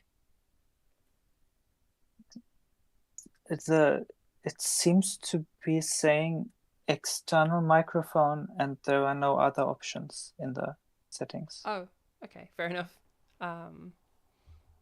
Yeah, okay, that's the best I got. Somebody else might be able to teach you or help you figure that out later. Okay, well, how can I help you? This sounds okay. Yes, I'm assuming that my weight is down. Vocal weight. Is that right? Is that correct? I think this sounds like a lighter weight. Weight is something that can always be a little bit tricky on low quality mics, because some of them introduce like artifacts that can mess with it. But I think we're on a lighter weight. Yes, okay. So as you may have noticed in Icky's voice training channel, I've been struggling with trying to reduce my size for quite a while. Yeah. Yeah, you want to have a play I thought that maybe if I tried to drill under your instruction and with direct feedback instead of sending voice messages back and forth, maybe things could be found more quickly. Yeah, I think that's a great idea. Also, thank you for coming here. And welcome.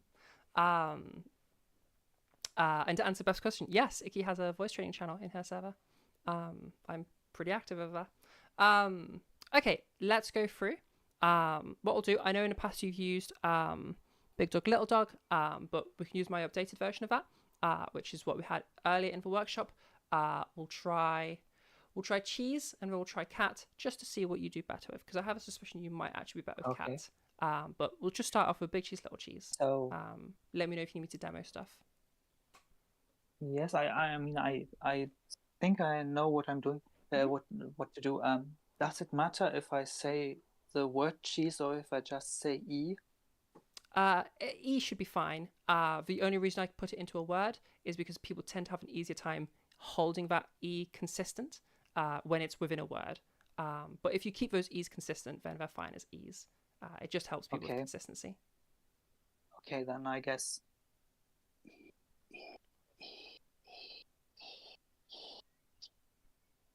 Okay. Check in the chat real quick. and check those settings that Mara's just put in, because I think your input sensitivity is cutting off some of those whispers. I'm pretty sure it's input sensitivity. It could be other stuff though. Do you know whether the input sensitivity carries over from my... It wouldn't, no. It'd be separate on separate devices. So if you just go into your... I can guide you through it. Just go into your user settings. Oh no, I don't even... Wait. It's probably next to like... I can... You got it? I think nearly.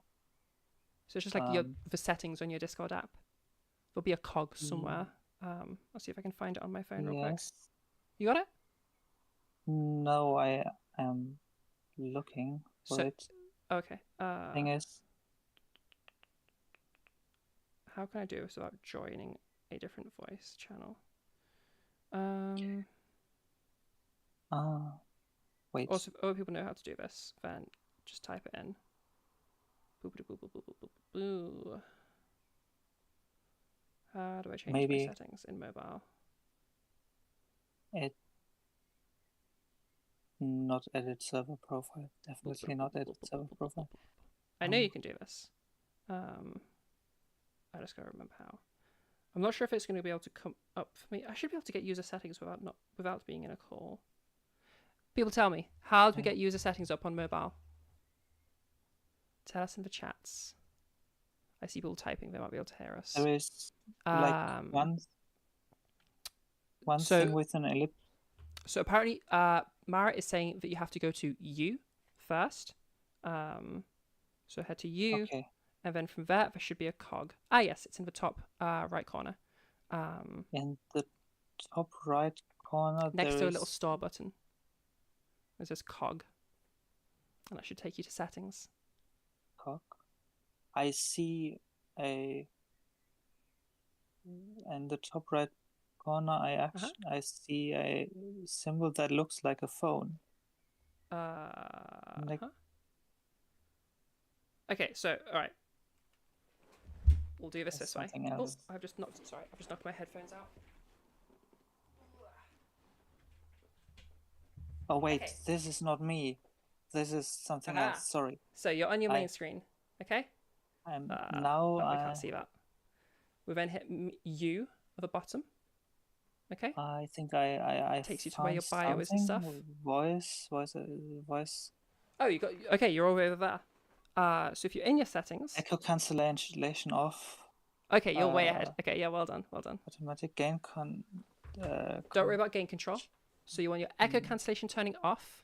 You want your noise suppression setting to none, and your input sensitivity setting to manual, and dragging all the way to the left.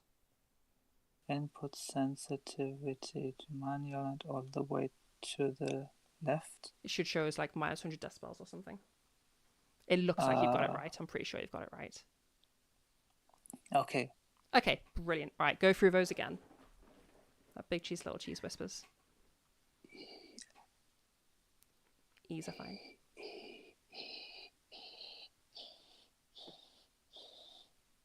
Nice. That sounds good. I feel like there's another something going on there, but we'll leave it for now. Okay, now from there, let's bring in our phonation test. So,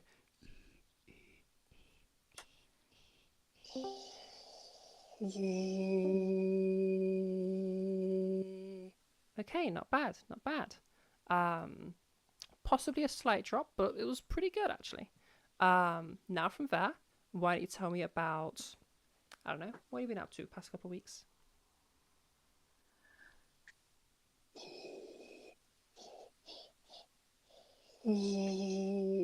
I think there have been a lot of documents that needed to be written for the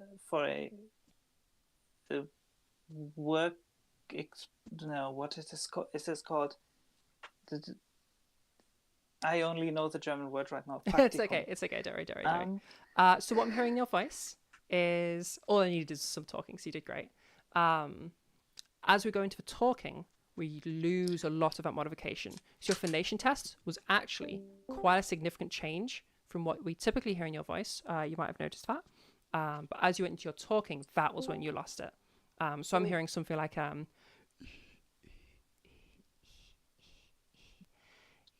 he, and then as you start talking, you kind of end up losing a bunch of it. Yeah? Yeah. All right. Go through them again. See if you can notice that happening.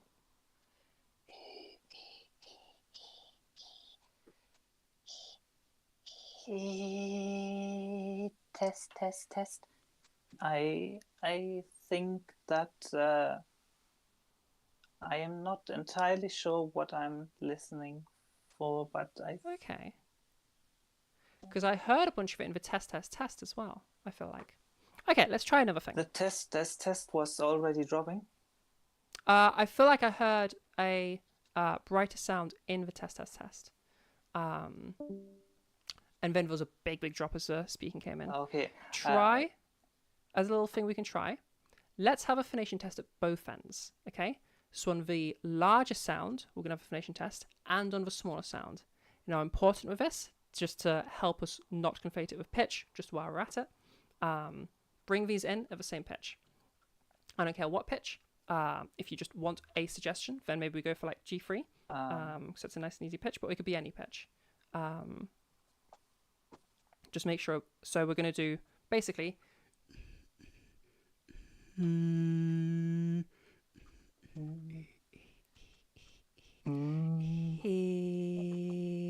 So both entering the same pitch. Okay. Start with whispers. Oh, yes. Okay, I was already okay. That's okay. I guess I don't know. The lower end was. I was kind of thinking I could just do the singing technique that I learned. Sure, but it's going to be easier with whispers because that's going to help you to then translate it into the other smaller end. Yeah, exactly.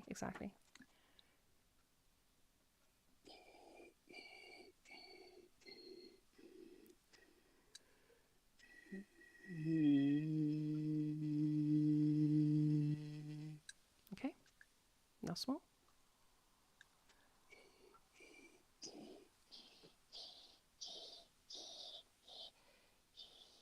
Oh, we lost it there. Okay, I think we have our conflation. So your pitch was accurate there, but you lost all of your size as you went in. So maybe we have a pitch conflation. What do you think? I mean, I definitely noticed when I tried to practice things earlier, where you said that in Ike's channel that that there was basically that you didn't hear basically any size reduction. That I noticed that it definitely sounded different from my normal speaking voice, but it also was higher. Yes. So I think I may be starting with a higher pitch because when I whisper, I kind of it kind of sounds like it's pitch, doesn't it? It sounds like a pitch, and I kind of maybe orient the actual pitch that I do kind of on the pseudo pitch that I hear from the resonance, and then I can't separate the change in pitch from the change in resonance. Yeah, really common.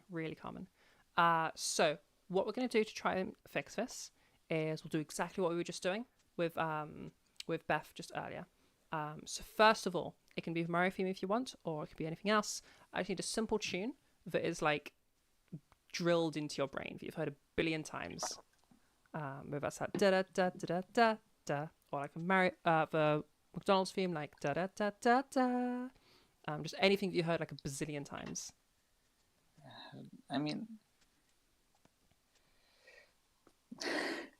any simple little tune. This would be from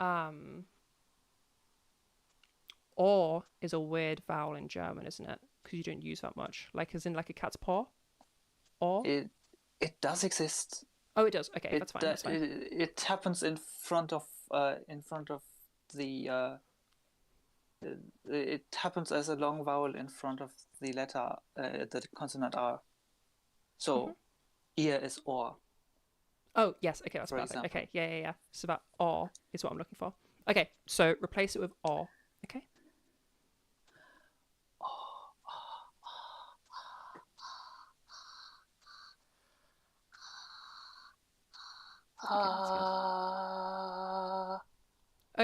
Okay. All right, so what I'm now hearing is we're getting really small nose whispers, which is really good. For whispers are perfect, okay? And we're switching around the vowels. I'm even going for larger vowels, and you're still getting it nice. So that's really fucking good. Big drop in these phonation tests now. And then obviously bigger drop during the speech. So I think that's the main thing you want to be focusing on. The pitch distinction, you can do a little tune afterwards to help you while trying to maintain the same size. You can also try get that size change, phonation test at the bottom, phonation test at the top, keeping the pitch the same. Okay, so we're basically doing size stays the same, pitch moves, or pitch stays the same, size moves, to help you separate these two things. Another thing I wanted you to try, that we'll do real quick to help you with those phonation tests, is let's slow the phonation test down by a huge degree. Okay, we're gonna literally bring phonation in really slowly. We're probably gonna have some fry in the middle of it as you slowly begin to get that closure. Okay, so we'll see something like this.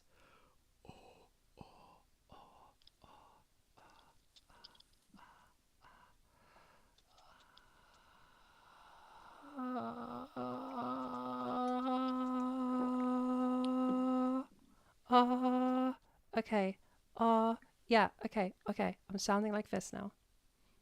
Or bring that pitch down.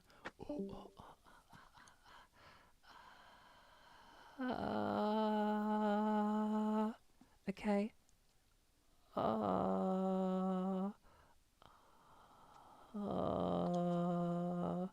Yeah, it could be any pitch you're entering. For you, stick to a lower pitch just to help you separate those two things. And like slow it down so that you like very slowly enter phonation. Okay. Because it'll help you keep that size.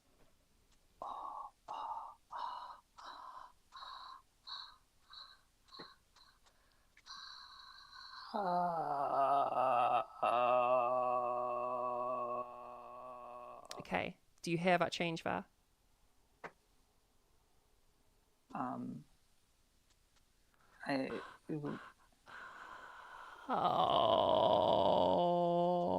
Something is going downwards, but I'm not sure what. So something's going downwards, but you're not sure what. Does that indicate that like it's something, but it doesn't sound like it's a pitch thing? Probably. What do you think it might be then? Then it must be the resonance. Yeah. Well done, you're hearing it. That's what we're targeting, okay? So that thing that you heard, that was like that thing that you couldn't really say what it was, but it was changing, that's the thing that we're trying to keep from changing, okay? So you're getting it. You're getting your ear tuned in now. Okay, so play with all those things we've been talking about today. This will take some time, but I'm hoping that in time you're going to start getting that. I think playing with a consistent note of entering at a larger and smaller is going to really help you. I think that's probably going to be the core thing that helps you. And then just to test yourself, it's useful to regularly change it with a vowel just to make sure that you're not messing with other stuff. I don't think that's going to be a particular issue for you. You sounded totally fine at different vowels. But if you want, you can check that. I'm not worried though, so I don't even mind if you don't do that. I think that's going to be the core one for you. And then as you start to get that smaller size with the same pitch, then swap around where we get to the smaller size and then we do a little tune. Yeah? Yes. How do I get the consistent pitch? Can I just play something when I have the right whisper? Yeah, and that's then totally fine. try to. Literally, this is for one time when I would say voice tools is fine. I don't mind, like, pick just a comfortable pitch. I don't care what it is. Let's say F3. Okay. Okay.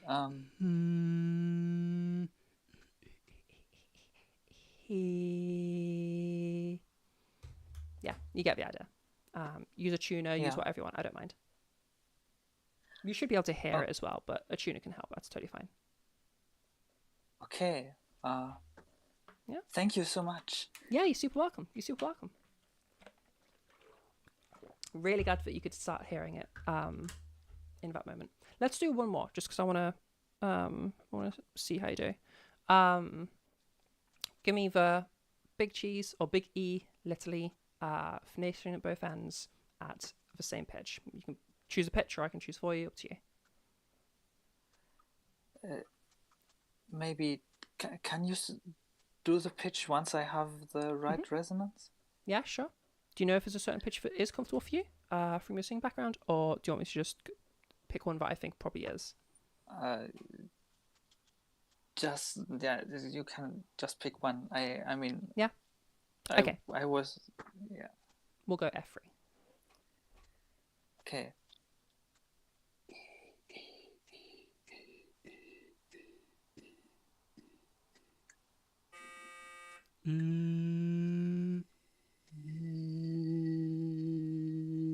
Slightly flat, but I don't mind it. Now go through the smaller.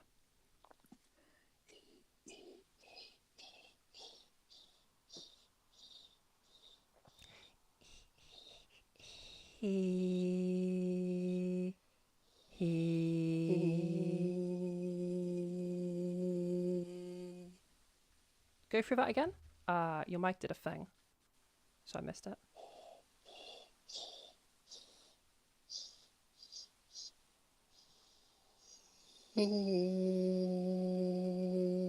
Nice.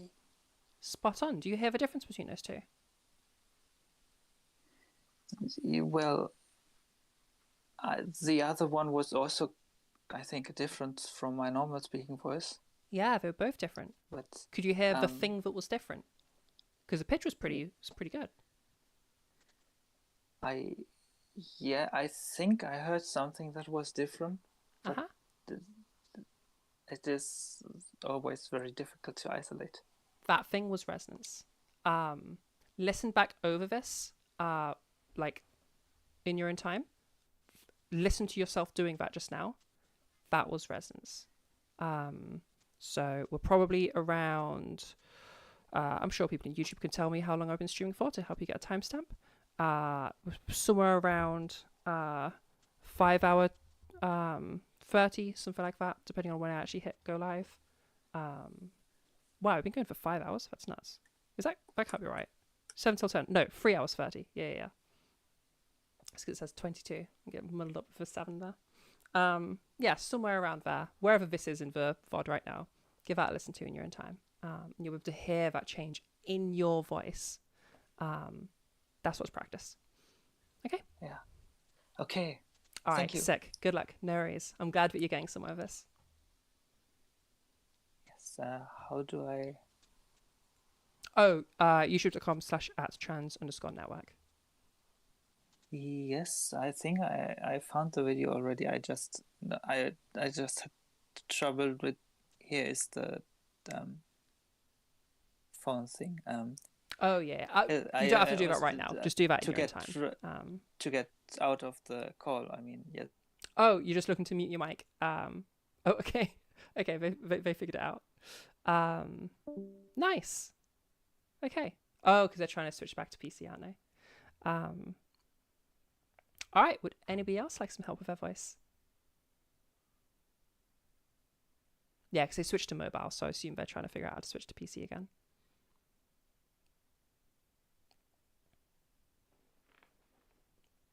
Yeah, Speak Next to Go Next if anybody else is looking for some guidance.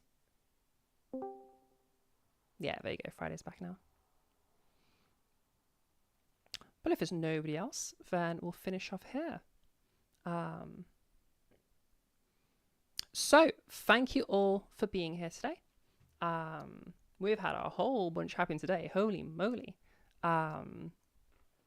Huge, amazing thank you to Sylvia earlier for that £100 donation. That's fucking insane. Jesus Christ fucking hell, thank you. Wait, how big of a donation was that? £100 from Sylvia. Nice. That's fucking insane, right? Yeah, so huge thank you to Sylvia. And then a massive thank you as well to Vi for the tier 1 subscription at the Ko-fi. So huge thank you for that as well. You guys are fucking amazing. We also had a follow earlier, which I believe was from like a YouTube subscription, which it won't show up for me anymore. I know we had a YouTube subscription earlier. Fuck, who was it? I think it was Winyan. Yeah, I'm sure it was Winyan, actually. Pretty sure Winyan subscribed earlier to YouTube, so thank you to Winyan as well. You guys have been a delight today, so thank you all for being here. Again, if you'd like to be supporting the channel as well, then ko-fi.com/transnetwork. Huge thank you to the people that do that. We have a giveaway happening right now, so join my Discord if you want some free lessons, because we're doing a giveaway of free lessons.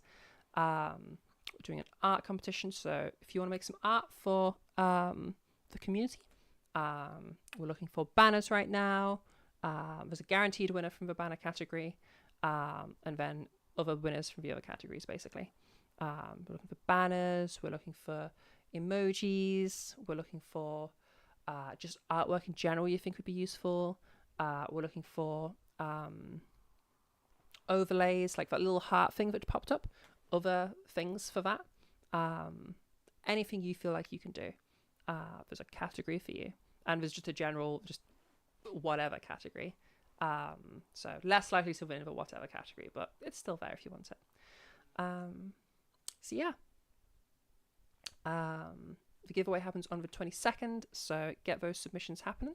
And yeah, if you win, then 5 people are going to win, so you got pretty good odds of getting some free lessons. And it'll be 6 group lessons, or private group lessons. Yeah, cool. What else? In the Discord, generally, there's a whole bunch of stuff that is useful to you. You might want to check out. Obviously, we have a giveaway right now. It's also where I do my lessons. So if you're wanting lessons, then head over to the Discord. There's a variety of free things that are useful too. Like you can head to the event section. We also have a makeup workshops that happen every month with our professional makeup artist. They are pretty fucking awesome. We have also Mara on it with the links. You're fucking awesome. Thank you. We have a little section where you can like submit clips, and I'll just give you some feedback on it. It's totally free to use, and it's a cool community. If I can head to a Discord, it's cool. It's a cool place to be. What else we got? The YouTube. So if you want to rewatch any of these VODs, if you want to be in the YouTube chat, then obviously youtube.com/@trans_network. Okay, I think that's all my plugs. Next things, just that are things that you can attend. Let me check my calendar. Public lessons and live streams this week or next week. Okay, we have a public lesson with Angelic on Monday. So that's 2:30 p.m. BST. You'll have to check what that is in your time zone. You can attend for that. And I'll do a live stream afterwards where I'll talk about the lesson itself, as well as just hanging out with chat for a bit, answering any voice questions, all of that sort of stuff. And then we have another public lesson. Ooh, no, I think the Wednesday one is cancelled. So yeah, it will just be the Monday one, and then next Saturday for another workshop. So yeah, head over to YouTube's, and that'll be a whole thing. Hopefully not. Oh, okay. If Mara if Mara's voice is feeling good, then hopefully not cancelled on a Wednesday. And you'll be able to see me teaching Mara. Everybody fingers crossed for a healthier Mara on Wednesday that is not full of viral load. But also don't push yourself if you are still ill, Mara. It's not good for your health. Okie dokie. All right. Thank you all so much for coming. Super appreciate it. And I will finish off now. So huge thank you to the people over at YouTube. And if you're watching the VOD right now, thank you. Your views are important. And it's just cool having you here. So yeah, thank you for being here. And I will see you next time, people over at YouTube. Bye-bye.